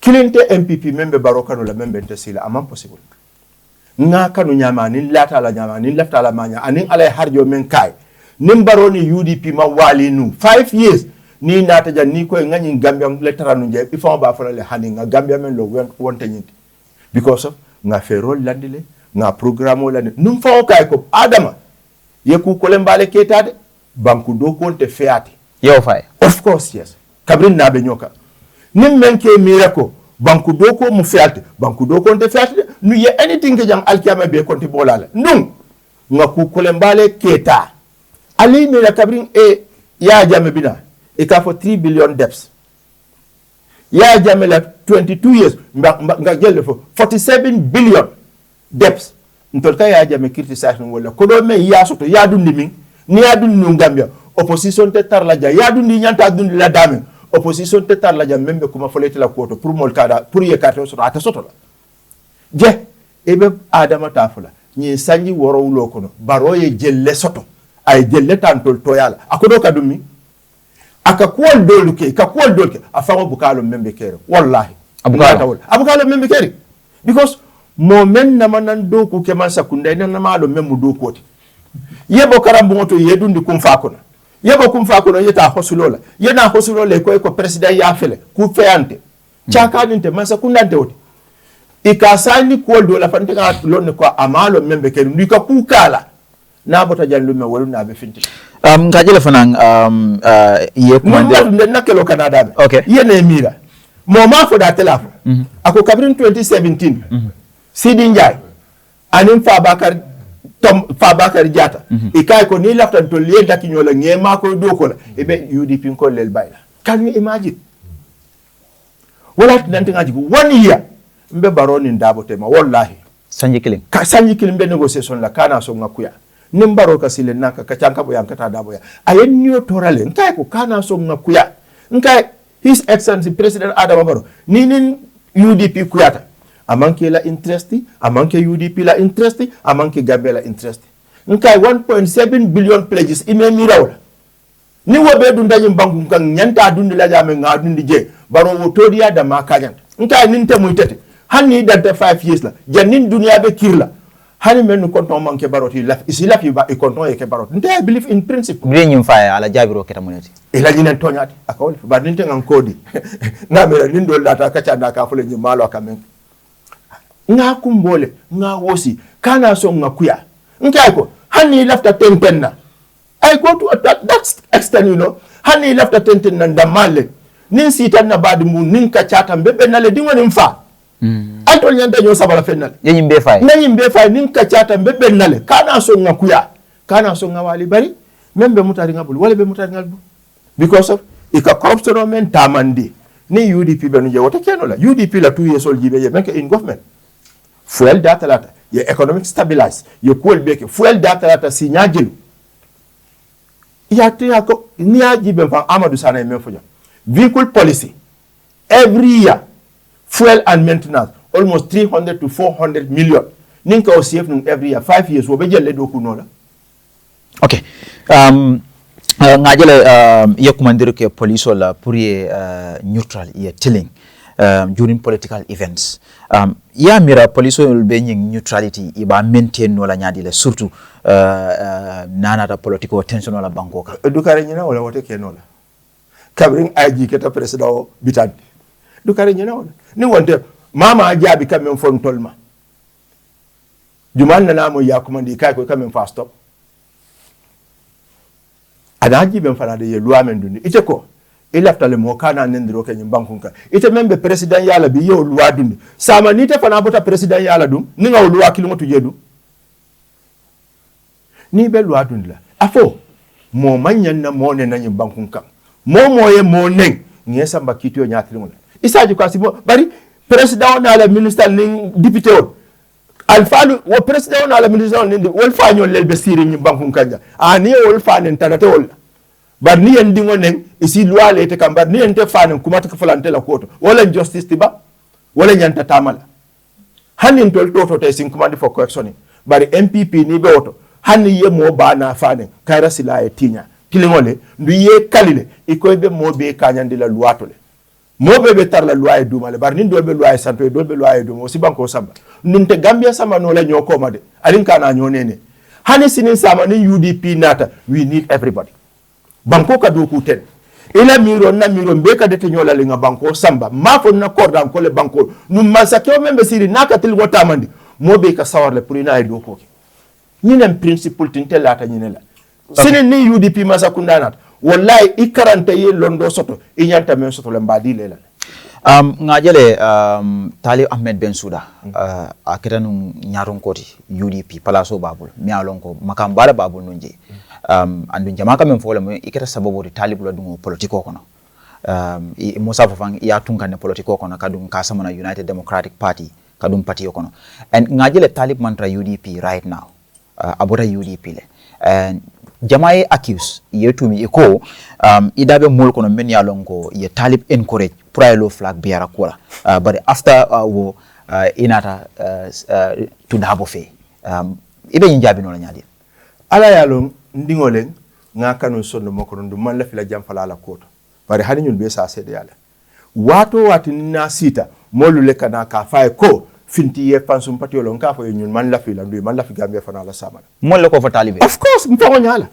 ikana no mala office mpango nyala nga trasiri mojumal hani amanjari ngawol to no it's important pour mol ya no amanjari ngawol to ngay ko dindi mere kamune koronto ntolu laftale membe nketala ndum mo be nyaabe lori kanne woto kana koronta doma bari nate koronto da ka tele be adama baro bondinol iko kerem fele wula fele ndol adama baro bondi ko drobe wol me duay la ba wis la good luck bari ntenate tema personally du kare man la fi la jam fa ka tundi wala ndunga ngaka nun sondo moko no bake ala yalo ndum man la fi moye kuma faaye membe kuyala sondo ma hanni yama be kuyala sondo bo na ala yalo bari nak nganga ni yamen na ning ala tema ngawlo full anana nate kanne kabring ay UMC lota pour yakafu mamira be okela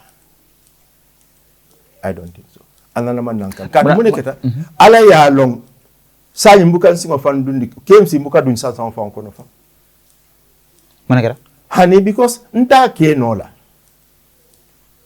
katu nani hormo men ngasoto nunje bi nta ke nola is not possible nta mo forolti nka malule nta la problème be tata nate ma ala ya lon problème tate ngangane men na kunu hani bi nta ngane buka falino nta de sino la ko ete mu boken nolti samanga na ngafo nyi mu mo kunolti fonni yake de ngaji bari aketa kuleti me yalonko iko jibondi mbuka kono bari nga men foye bari ningo fele politiko kono ninga kuma foye isontale man son le nyaba jelal katu ngalon nte buka politiko ndakarde kabirin Talib ya kankula ko abe bokang UDP le kakafu UMC ma fo iya kumandila personally kadia mai addition me alonko ayata praye mirala koteke janna katende fo ya kumandila personally telephone waranto la katu alkam mo nyori dabe na mal lafta no bari nsi bon fo Mr. Sonko ala yo me jabila me ala mutala ngejab ntenin Talib ala ya lo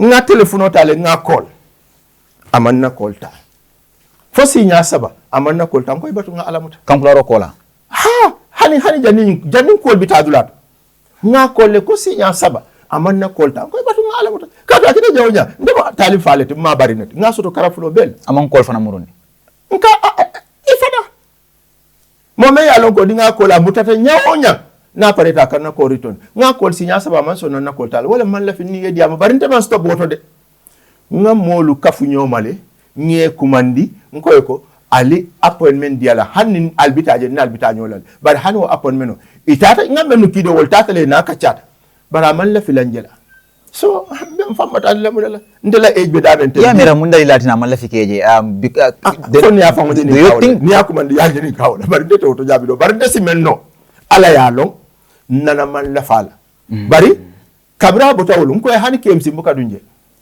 it's not possible. Okay.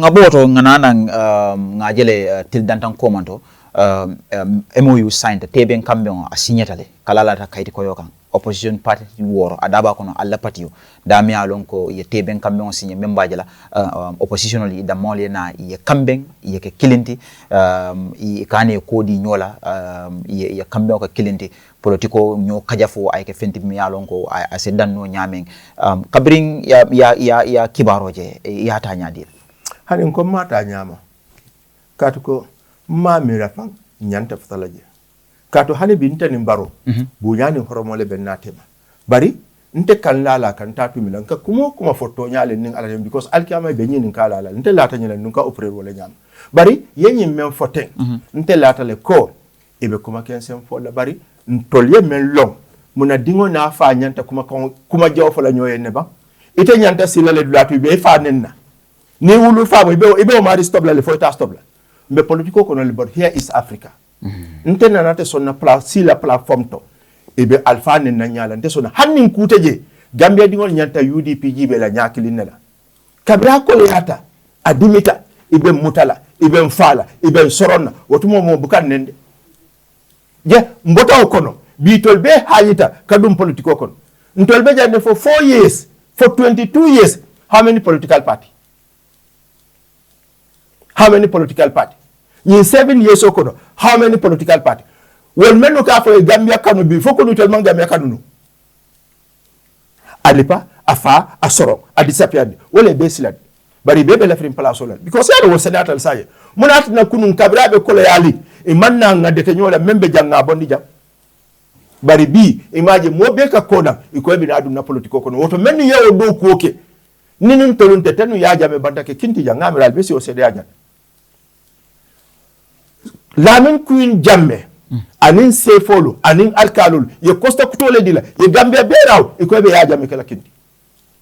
Because of UDP, anin Nastan, because of intent closely, from ngata referendum la ngata carte foila, wala atin na man keno, tenun bi men ka fasifo. Menu ye okeloke, yemfa, kanyi ba kanyi hani kabi maje, mafuroja mala fata jana, abe UDP ko, abe kele kilungo. Hanni ma fontoli ya nimbara baraka bar Gambia dingo manyan na sonna ka kuma kan jaw bondi da ka fontoli ma wodi sa all right ngananan alla pati wala fannala muna mu UDP la vision di Gambia la sinin samu and yamira ale mun fier sifal le soto ka landi pour ka jogo kanyum ko achieve ndebe kuma kilne dara ma fala wato na main achievement lafta men jela ninga nyimban ku mara nga Gambia dingol be sama na be nga ke bakilin fakilin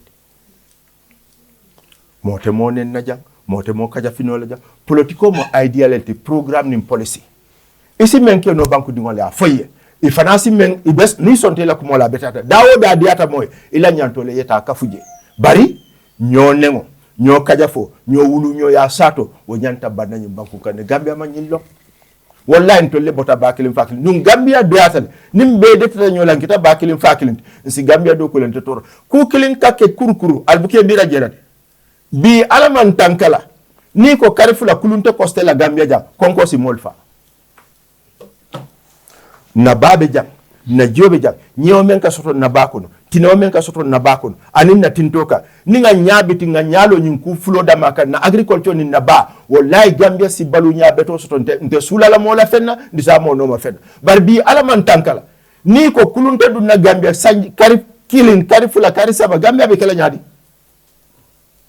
ni opportunity soro bi ening president Adama Barrow iba ya marla mona bi nyin temben hanin ko mamira mbaya marla men na tamo le katu meta ya marla wala follow hadama dingo fo kamo wala sembo warta ko beti alkiyama ala be kitindira nin tematati nko nyin tata mun tamira la fa akuyata diata mbe modole tombo na mbada ma hey nga sanyitan ka kanya adama ma menke no sanyitan abe ke no lal kote it's not possible nunga reason so tole munat nan ko adama wonte because na sitale na kachata kabri wolu nga kuma kan fonya wolu nente fama tajala because ngamira ninte na enyoje yalon alfa fa na buka sonyina nte mo adama kotole wallahi nte kuma kensen folaye bankola nafa nafa wala nafa me wala fa nunga kuma fa biya ba jelale biya ya jele menu beye ikuru adama dolbe je ingani we manke fenti be fambanna ya ndila nyame hanim banku dingol bebe fale la karate je ande nyinen to nyati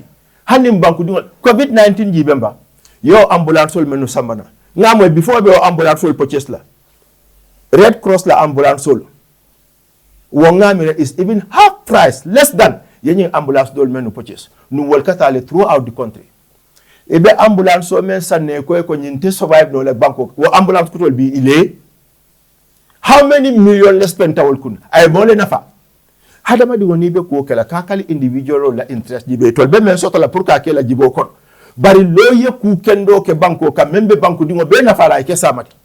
Okay, all right, thank you so much Ablay ngananang second topic ko kan drone jani jani be program on wrap up la just quickly ngako gela diamo akuma jama fole but some are very personal and imbaro for tema. I will not comment on this one, but the one that has to do with UDP NPP and UDP media mala okande killing akafoko President Barrow for NPP e mosodole imam mosodo menyanda Barrow la place hotel. I don't think UDP as a party, I am moral rights order. Because of one, UDP has a candidate who has been contested for, is it 4 terms? Yeah, they are putting him forward. Nobody is challenging him to do that. Okay. But now, for a man believe called UDP funding cost of the lema. Many be send double class or tarabulu. I get a flag bearer, send double support. If someone in opposition cannot do that, somebody that is opposition, just mere opposition leader. You are enjoying so much so that you group all more. They don't want you to step down for anybody. You're talking about I'm not a supporter of Talib Ahmed Bensouda. No, I am not. I have always voted for UDP. During when Yajame was here, I will disclose that today. Never voted against Hussein Dabo. Personally. You voted for UDP? Hussein Dabo, personally. Before 2016. All the time I had opportunity to vote, I would disclose it. I voted for him. But I think that primarily, the funding going back, Taliban is your good, is this and that. He just put his name on table. It's like the heaven is falling. You could not even allow your democratic process to complete. Everybody's going after the guy, like left, right, and center. No. Today.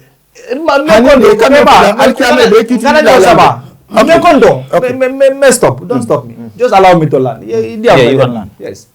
So, UDP lack the moral right Kafoko, Barrow, or any other political party. Nyantale, step down Kamu. Party, they are not doing that. That is one point. No,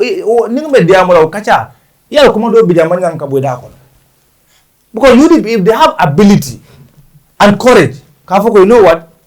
Let's change leadership. There's need for that. Even if it's not Talib. I don't even think Talib should be UDP's candidate. But at least he has the courage to come forward. But no, the same person. So I don't get half of the for Baroda Malibate. That as NPP, party that we are in government. Two, they have been saying this. Electoral, Luntang. Look. He also said they want to unify UDP.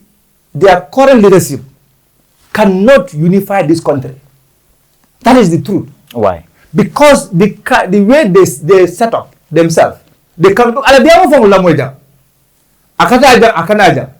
You are calling government people Lundang for how many times Lundang? Now those Lundang. Because IEC, by law, we all know how elections are conducted. We all know how registration is done. So it's like Nima Femfenke Modo Yake is not true. That's how UDP believe. And that what a banko sambala, what a kafo sambala nyato. Okay. You cannot say that Ninte mantra daoda, wala femma munde dakon, uman ketonya. And that's how they behave. They don't trust anybody, only themselves. Now, how do you have people to trust you when you don't want to trust me? Because you are questioning the integrity of not even election, but election registration process, which IEC is the principal to that. But when IEC register people in 2021, they went and published every registration in not only general, at what level. If you have a structure, you believe you have a structure. Your structure could go there, so every village. Let me sit down with then he said, Nasadeko, Ningajeko, Kari, Ndo Kari, Man, Yunkonton Kari, Man, Lasadeko. I have right to write that person and go to IEC. IEC have a data and take them to court. I know, okay. What they do, they organize mobs. One of them is now Italian. And go around and come up buying go high. Who is I know, I'm not mentioning name. I alone. Who are they? That's my question. Who is UDP to say that they go Luntango? For the Gambian Coltiba. So the moment you have that kind of mindset, do you think you can unify this country? They cannot. Okay. How can your opposition leader stand on a podium and calling a particular region in the country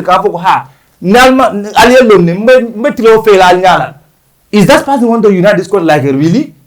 That's what he's saying about it. He's talking about honesty and integrity. When Baroque said 3 years, was agreement. UDP and their team. UDP Mama President Baroque President Otolito, and that is the truth. Like it or not. So ni buda kasole mo tarab banko be kambente yemu karte fa moya kata president. Atel nata. Alun do marina alman consensus ka foko mole kafuda makani mansa kunda sindi. The nimbe agreement on the abotla. Let's consult widely. Let's have everyone. No, Baro is our Baro. Come there, comes inside. Model Bejam. Olaf Taliban Nimbaro eke. Bari de Angaleka Kafunyari. Ako Malanya Taylor Janibo Ojan. I tell Nimbaro the killer. Barona Kabi the 3 years. Mbasambara who does that? Bring Baro eke. I didn't Kafu. I tell after Tonyala, my uncle here. Who in UDP come and condemn Useni Dabo by uttering that statement at that point in Gambia life? Because we are in a critical situation at that time. Even me, I was partially against that statement by Useni Dabo. Because I believe more like Kafuta, when you are not there, you cannot just come and unilaterally aborted that by wanting to use a litigation. And that's what he did. All right. He saw UDP have moral right. Thank you. They lack it. Kavoko borrow 3 years, borrow 10. They cannot. That's my point. Thank you so much. Ongwele fakana jani kana. Ha left me jani kana. So the man. Ya lonjang ate left me fola jang. If I ya cross. Mbe nyiro la ma soto.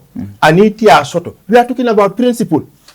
Alana mo dunya min tole ka foko ni be political party nyole. Look. Ku kile mo nyanta wole understand la jang. Na tra jang filo nyimbe level i contest election sinya kilo fule ma soto mota fule lo fa ba fule fa ente lola because e ka lon ne ko mo lel man la finna. That's the reality. Na tra usenu keta dum presidenti ay one time ke two time nkate hanyela discourse la ninte mammo ko tem for ate hanyela fulante mbita for that time. It's not possible. I believe in principle. Barika ni mem foten ni te jam falawoto. Okay. Alto leta mun te tatole. Aliadeda, Altolen, Aliatia, Altolen. I'm just here to help you people. Purkal guide, Allah principle, Allah integrity, Alkana ofali. Barika ni memfote. Mbe bajela abelarin kene balto. Na atraka lunta register one person la interest kam alibaba walaje. Okay, uncle, mune mula kumalongo di nyim program oto bi yemu yamar le soro be mendi banko ni. Se wota nkontanta. Bari funding ke olako ay njakali baki.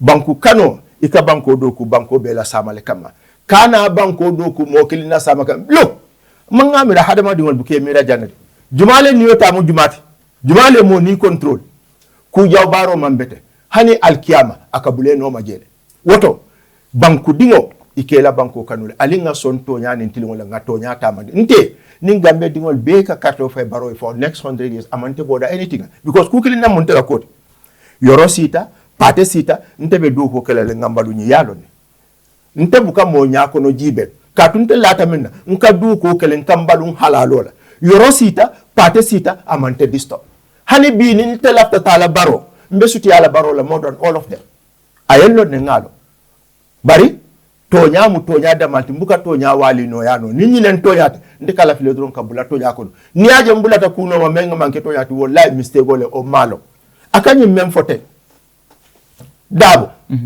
luwati yole ay luwale lo yala te man history lo ntesi nyim fo jambi freely nin dabo be siri mile 2 akonye he fala bi dabo kan jibe le mile 2 akakumbo nte ni yobe tore na ko atakante jibe akakumbo because press of membe nkoka in mile 2 lunkilin sitan kay ko ni ala son tan si bota men nga menje adama be ni aje adama kita adama ti kabrin lumme ko e adama to mo atran tol ngam ko ngodi doctor ngamo endorse le already bar kabri tate na tay ko e adama le to mo no talin ko nten na pati dingo ni mo falinna me adama le tala I did that na mile 2 nu wotu mo mile 2 nun tol man song adama te lola but we all agree unanimously kabri ngawfo mo be nata ngununo si ata barin ko le kombe adama le talante na pati dingo ni mo falin nga adama ta kabrin campaign be keri en sibo ta nga menje nko dabo ni ala sonta friday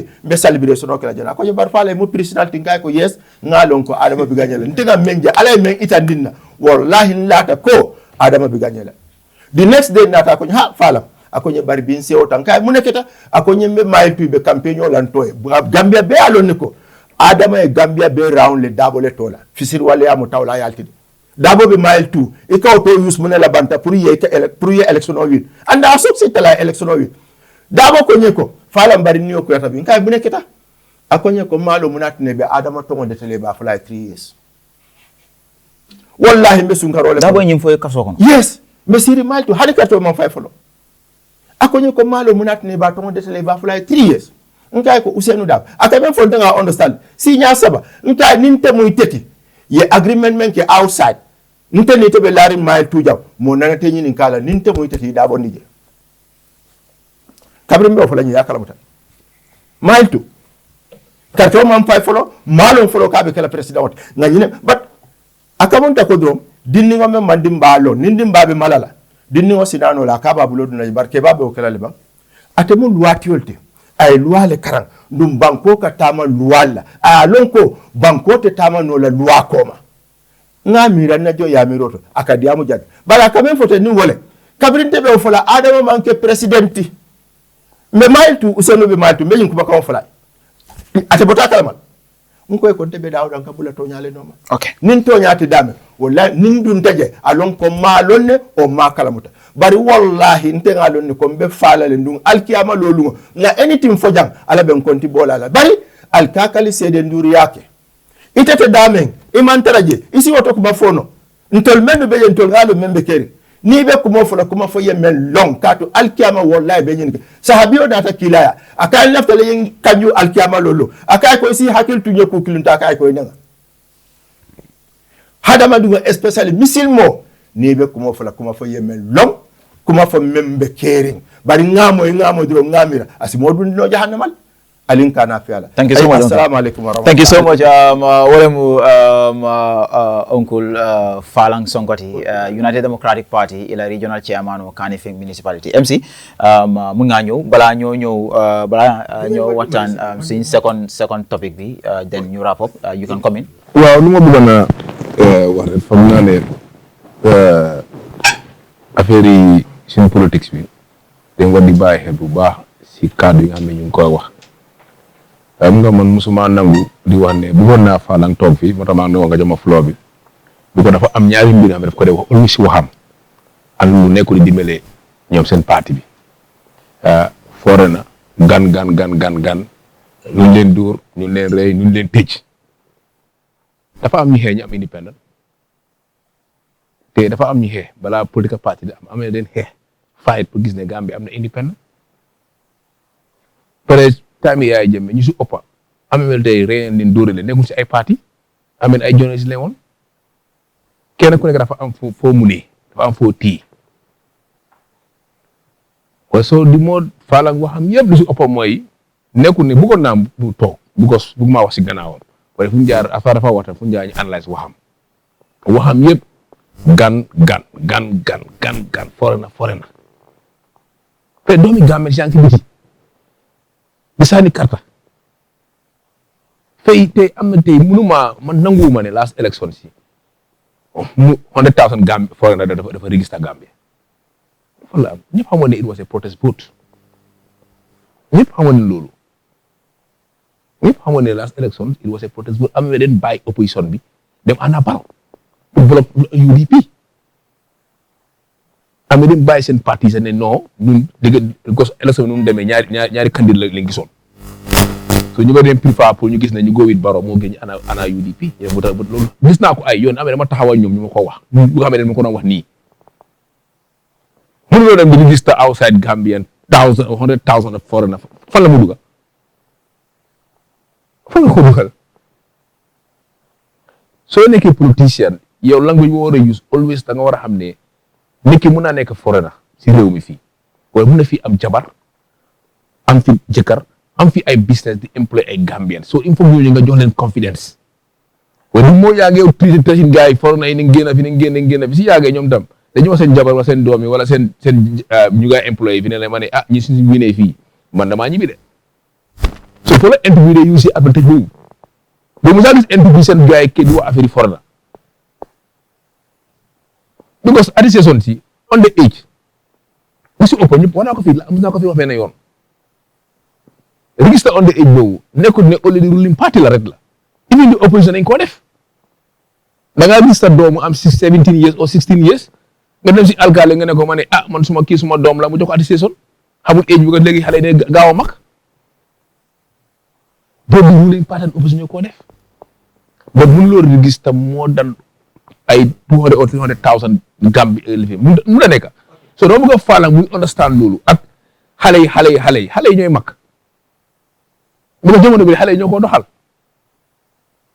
soo bëggee wane xale yi xaar déedéet xale yi daay la ni ngay mag ñoo war a amee réew ñoo war a doxal réew boo dama bëgg mu bàyyeel ne ñu ngi leen dóor ñu ngi leen tëj electoral reform suñu wax nii ñoom ñoo ko woon na ceeñ bu koy ñoom Dakar ci seen 2 years ñoom ak di opposition party MP yi nekkoon si assemblée bi 2017 ñoom bu ngay ñëwee tey bu ko lu tax nga xeex mooy electoral reform boo ko tax ñu am ñun rey seen parti bi ñu am ñun dóor ñu am ñun tëj yéen boo la ñëwee Dakar si power loo war a yëkkati loolu mooy war na force loi bu la war na Dakar change mooy di electoral law bi boo di opposition ñu fa nekkoon woo ma ruling parti bi opposition ñu fa nekkoon ak ba tam UDP da am numbers pour léegi all di amendments yu gars yi soxloon pour gis ne réforme yu am na bu ko loolu moo tax ngeen génn si ngeen fight loolu moo tax ngeen xeex les réformes dafa war a am da war a am time limit da war a am lii ak lii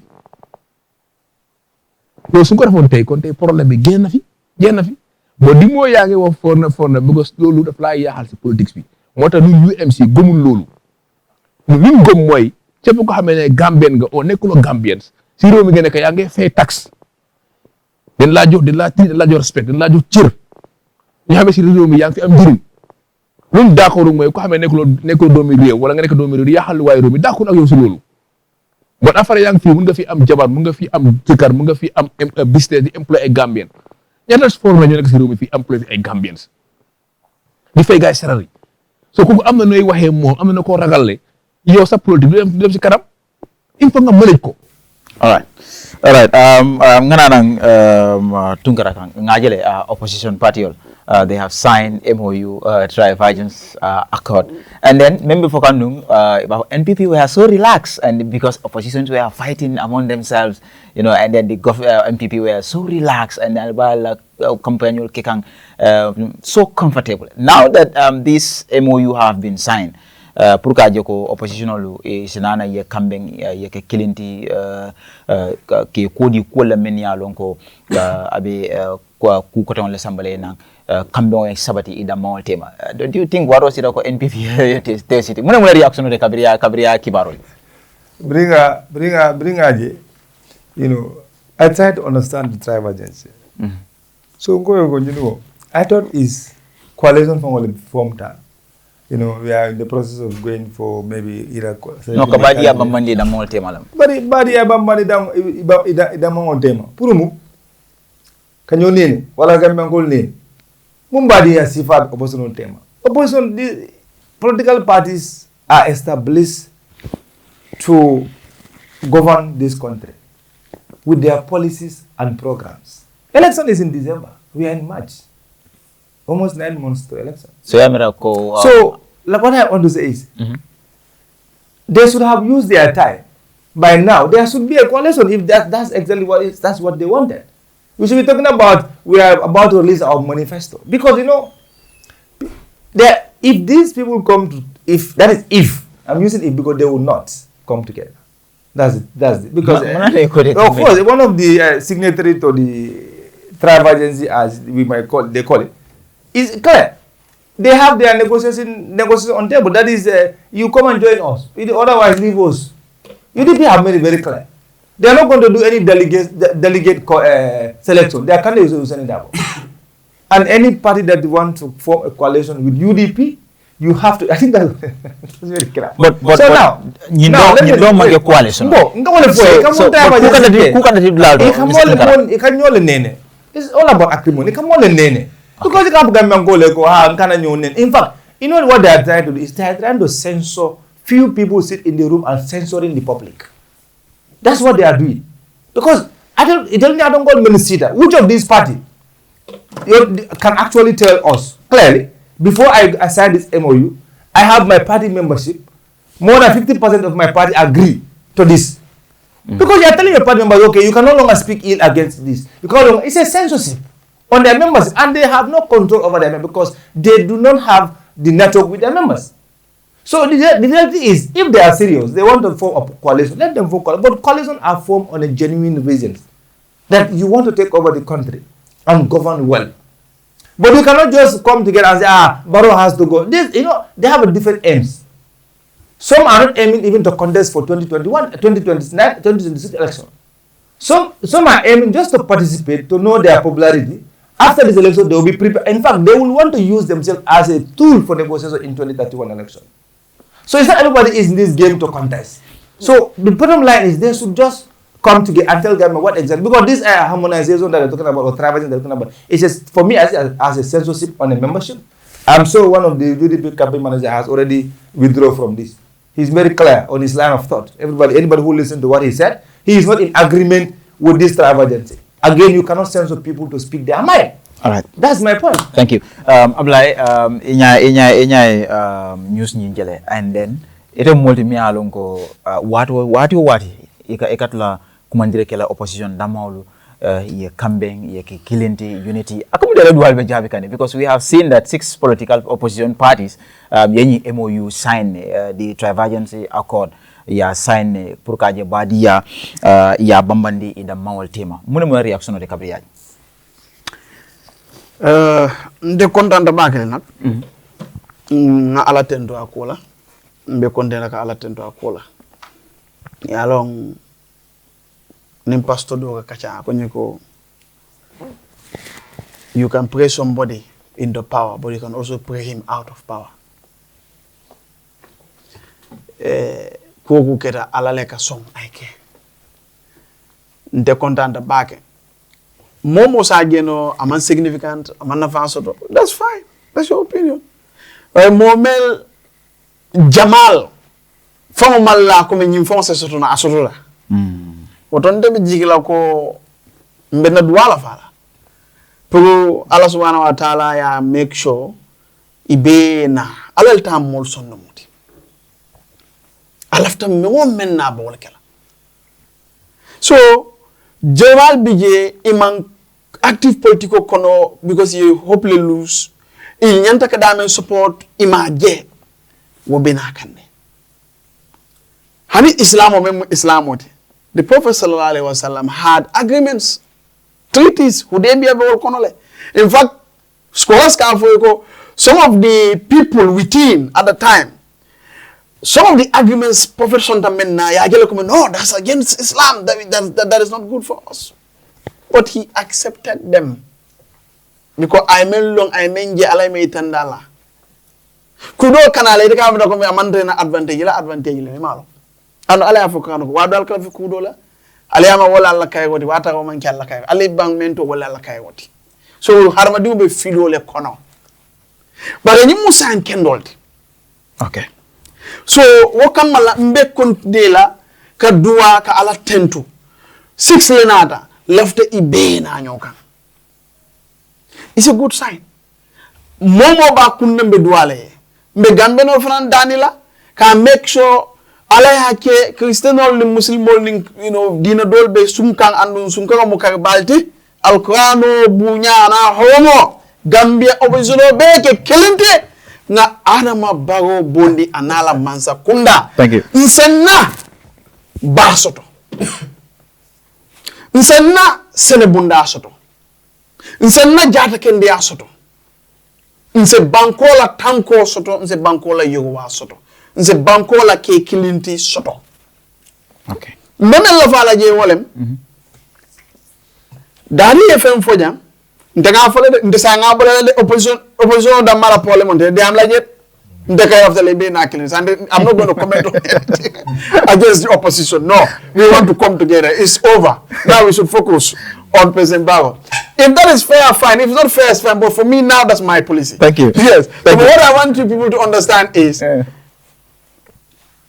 Daddy FM for them. I got 2 months. Min kulumo mang sembe Gambia. Mbe mintole. Mbe takala mintole. I can tell you authoritatively, Gambia, some of our essential sector 7 months it tambino ala. Nkamen stock no 7 months at tamila.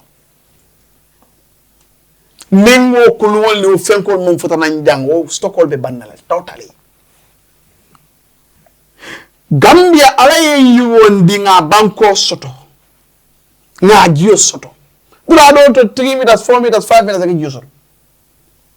Mune nema soto taka tambi ala fango maalo mbafa nyandi mana kawo baga aka so mulunke we Muhammad ma yalti be ko maado jiola kaywo anin aka kaywo men fena jiola side because aka sama fole sama ka fengo yugo wandi nyame ndol nga be soto le jimbanko all we need is nga kenjiningti ngal right leadership soto opposition no be wole fokan for example ning ilafta ka banko makoy amanke ka molso masakunda men ka molso ube political la masakunda ka menke is alwale dada ka policy le dada membe mol be makoy la for example ning ye policy dada iko fengo fen men ya long aka soto mo nyim bankun kanne aka dala nyim bankun kanne masakunda department nyata ka wala follow sang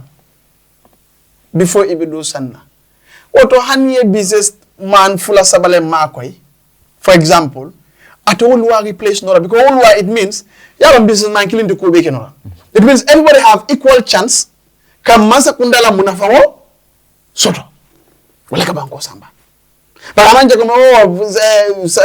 senko ramadan sitale ngannangam di christian council la ngannang no ka banko samba Wolen leadership. Nina ra bankola luwal to fanan. Pour mole understand why we always talk about the leadership. Luwal le nyanta falina can make sure there is a clear-cut way of doing things in the country.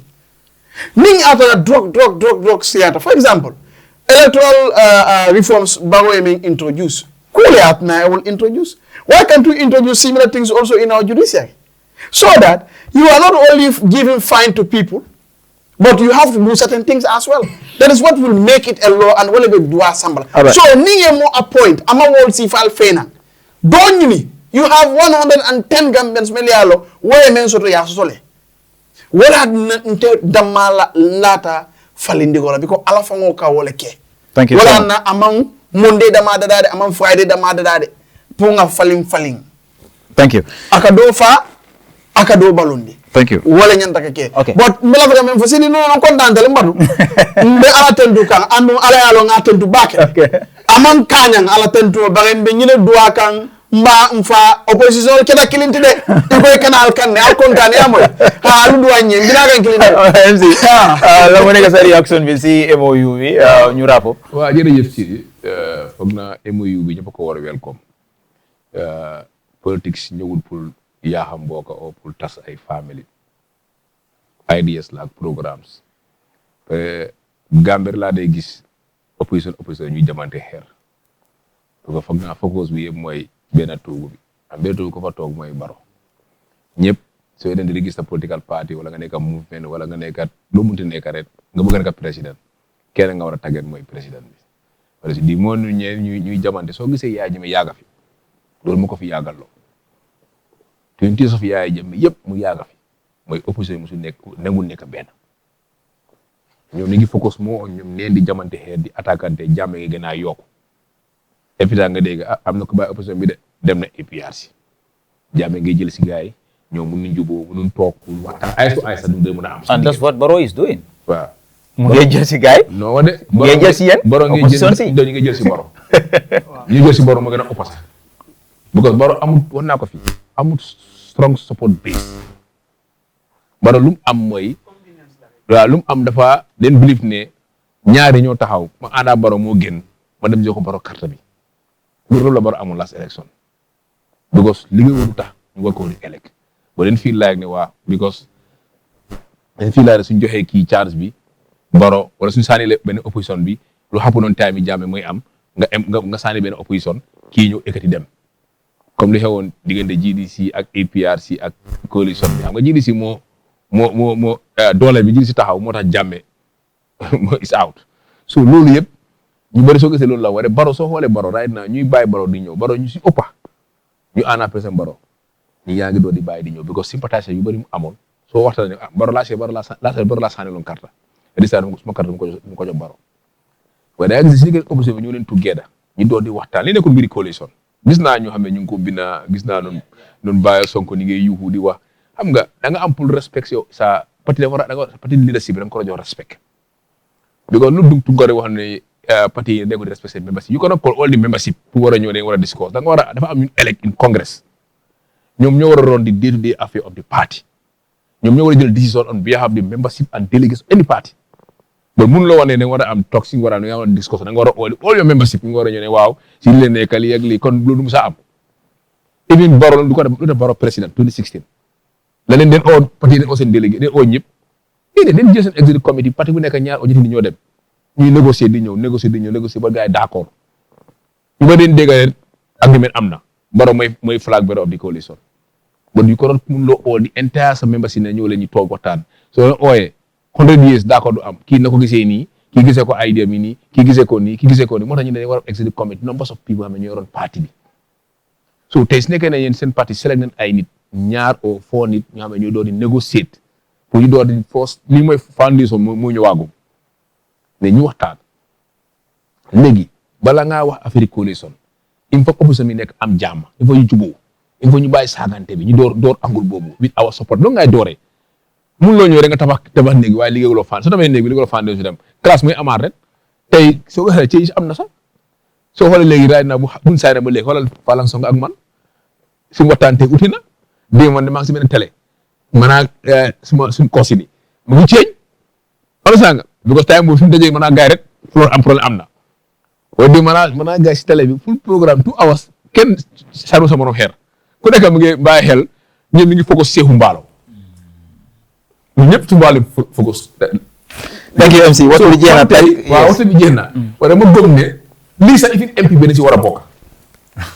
because saaga yi am nga ne NPP dina bokk. non de waxuma coalition bi saaga yi day am saaga yi laa wax. yes donc NPP ñoo lay use di seen plateforme seen membres taxaw ñu dee saaga xoolal am na jigéen bu gaa kii oo fii tey jigéen bu évité mu saaga ba tey police bi suñ ko oo infidèle nga vidéo bi soo xoolee bul too fu la par exemple day taxaw mu attaque parti leader yi attaque ku nekk ñu sànni xeer ku nekk ñu bilatul la ndawalo la peut être loolu taxpayer mu ni la muy di miti people too man ak Bojang ak Tunkara suñu xaale mu si bokk mu ne waxtaan ak Gambien si not abal pour dem di attaque sànni xeer nii ak nii boo tey waxuma ne NPD war a bokk si coalition toxique wala comme ñu nga xam ne pour ñu environnement bi politique bi gën a set ñu jóg politique idée ñu bàyyi saaga ñu bàyyi xasante adami de Gambia dëkk bu ndaw la an politique bi nga yaa xarit mu nga yaa bokk right now suñu politique bi ñu bëri xamul loolu am na tey ñoo nekkoon tuggee politique bi yaa na ko wala feneen na nga ko nagul NPD mooy ñoom day am tolérance ñoom mun ngaa def ko lu nekk soo dañoo si mbir ni waxtaan yow léegi ma Seexu Mbaalo fu ma nekkoon lu nekk da daj na ko fa bu ñu paree ñu ñoo nekk réer kafante dem so loolu moo war a am waaye dama gëm ne lu am nii ñëpp ko war a am all di parti yi nga xam ne sign nañ ko seen membre yi dañ war a respect seen parti leadership bi ñu d'accord ñu United Party ñu welcome nañ ko de peut def nañ ay audio def nañ ay fu nekk advice support yi ne lii d'accord nañ si lii sign nañ ko ay ndaw lañ yónni woon ndaw yaa na fa represent ndaw yooyu tey mun nen ndaw so li la gaay d'accord ne léegi nañ bàyyi di jamante xeenu neen opposition bi ñu focus si président Barrow ñu waxtaan naka la mën a ñëwee together pour gis ne génne fi government bu nekk fii. Thank you so much. Thank you so much. Thank you so much, Ablay. MC. Kafo Gambia noli. Yalong paracetamol nin kudol dunta janne meledi ngol fa. Ndol fana na motol sa walende. Felo be cheri me ala be ndamoto be tinyaka. Or be MPP Masakonda Kachel. So $9 is good. We have to talk about that though. Our Yes, that will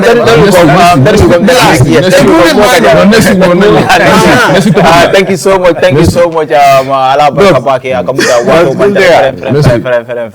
Nga ñine sutali bin na lunta keta mente drong wala mu United Democratic Party ila Keanife municipal di ila regional chairman uti memu well of course KM ila regional chairman memu Falang Sonko de bi atele mu na lunta nga tentu bake nga jay bunda fula men programme sementu yani ka fasa drong wala mu care finder aning APS wallet nge tentu bake nge jay nim fura jang mba fula alama suto to di yala wassalam.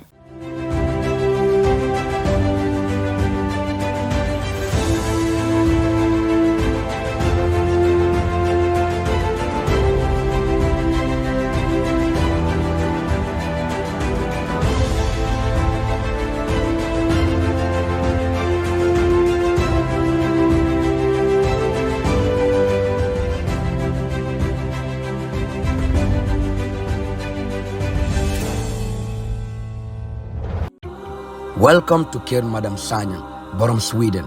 This is another Care Finder masterpiece. Let me take you through it.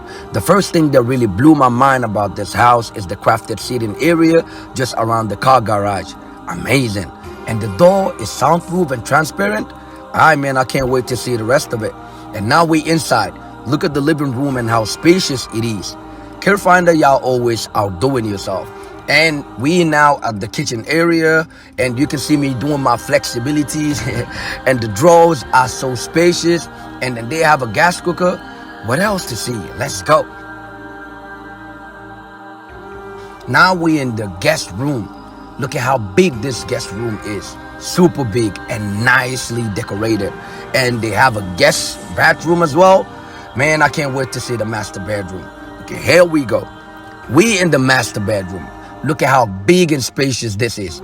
And look at how big and spacious the master bathroom is as well. Care Finder, man, you guys are always doing it right. And now let me take you outside a little bit. Let me check my swagger up in this. You can tell I'm killing it on the runway. So now let me take you at the back. They have a swimming pool. My God, look at how spacious this swimming pool is. I can't wait to really jump inside, to be honest. And they have a Bantaba sitting area as well, so you can just chill and have a good time with family and friends. And then they have swings for children or couples. This is the right spot, trust me. And this house is just next to Care Madam Seka. Up your sleeves for our next gated community. What is this gated community gonna look like? Because Care Finder, they always coming up with this special, amazing stuff that we don't even think about. So I really cannot wait for it. So in case you're interested, you can just call 4172215 for more information. And disclaimer, this property is not for sale, has an owner and not open for viewing. Care Finder is here for you.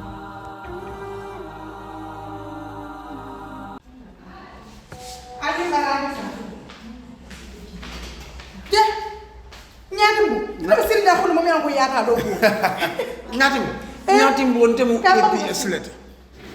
Ndemu APS leti. APS Gambia le mu APS ti. Katun APS is 100% Gambian. Bari nyatimbo ete ku furi mbala kentala di. Ke nyatimbo ndri taba futu wala. At least ya fonte ko APS min kullo balbiji.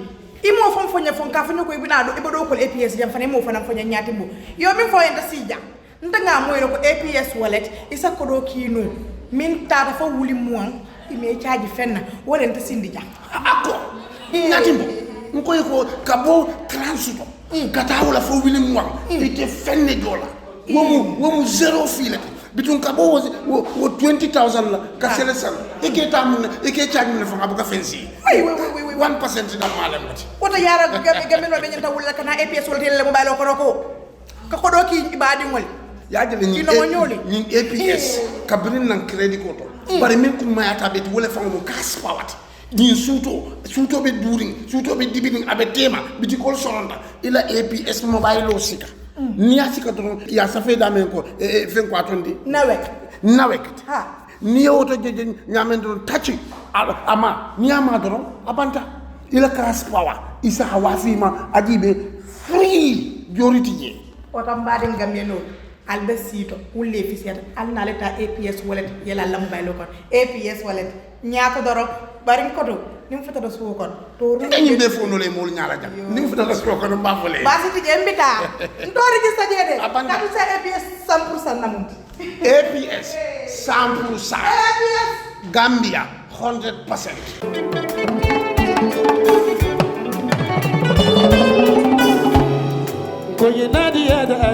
Looking for the perfect home away from home in the Gambia? Welcome to BC's Residence, your ideal short-stay apartment in the heart of Bundung. Whether you're visiting for business, pleasure, or an extended stay, BC's Residence offers you the comfort, convenience, and privacy you deserve. Enjoy spacious, well-appointed accommodations in a peaceful neighborhood just behind Nusrat High School. Our residence combines modern amenities with authentic Gambian hospitality, ensuring your stay is both comfortable and memorable. At BC's Residence, you are not just booking a room, you're finding your perfect base to explore all that the Gambia has to offer.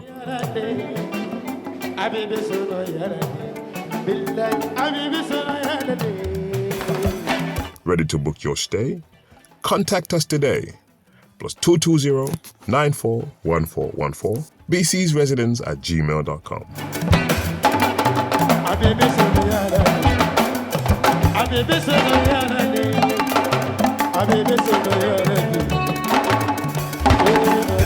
BC's Residence, Bundung, behind Nusrat High School. Your comfort is our priority.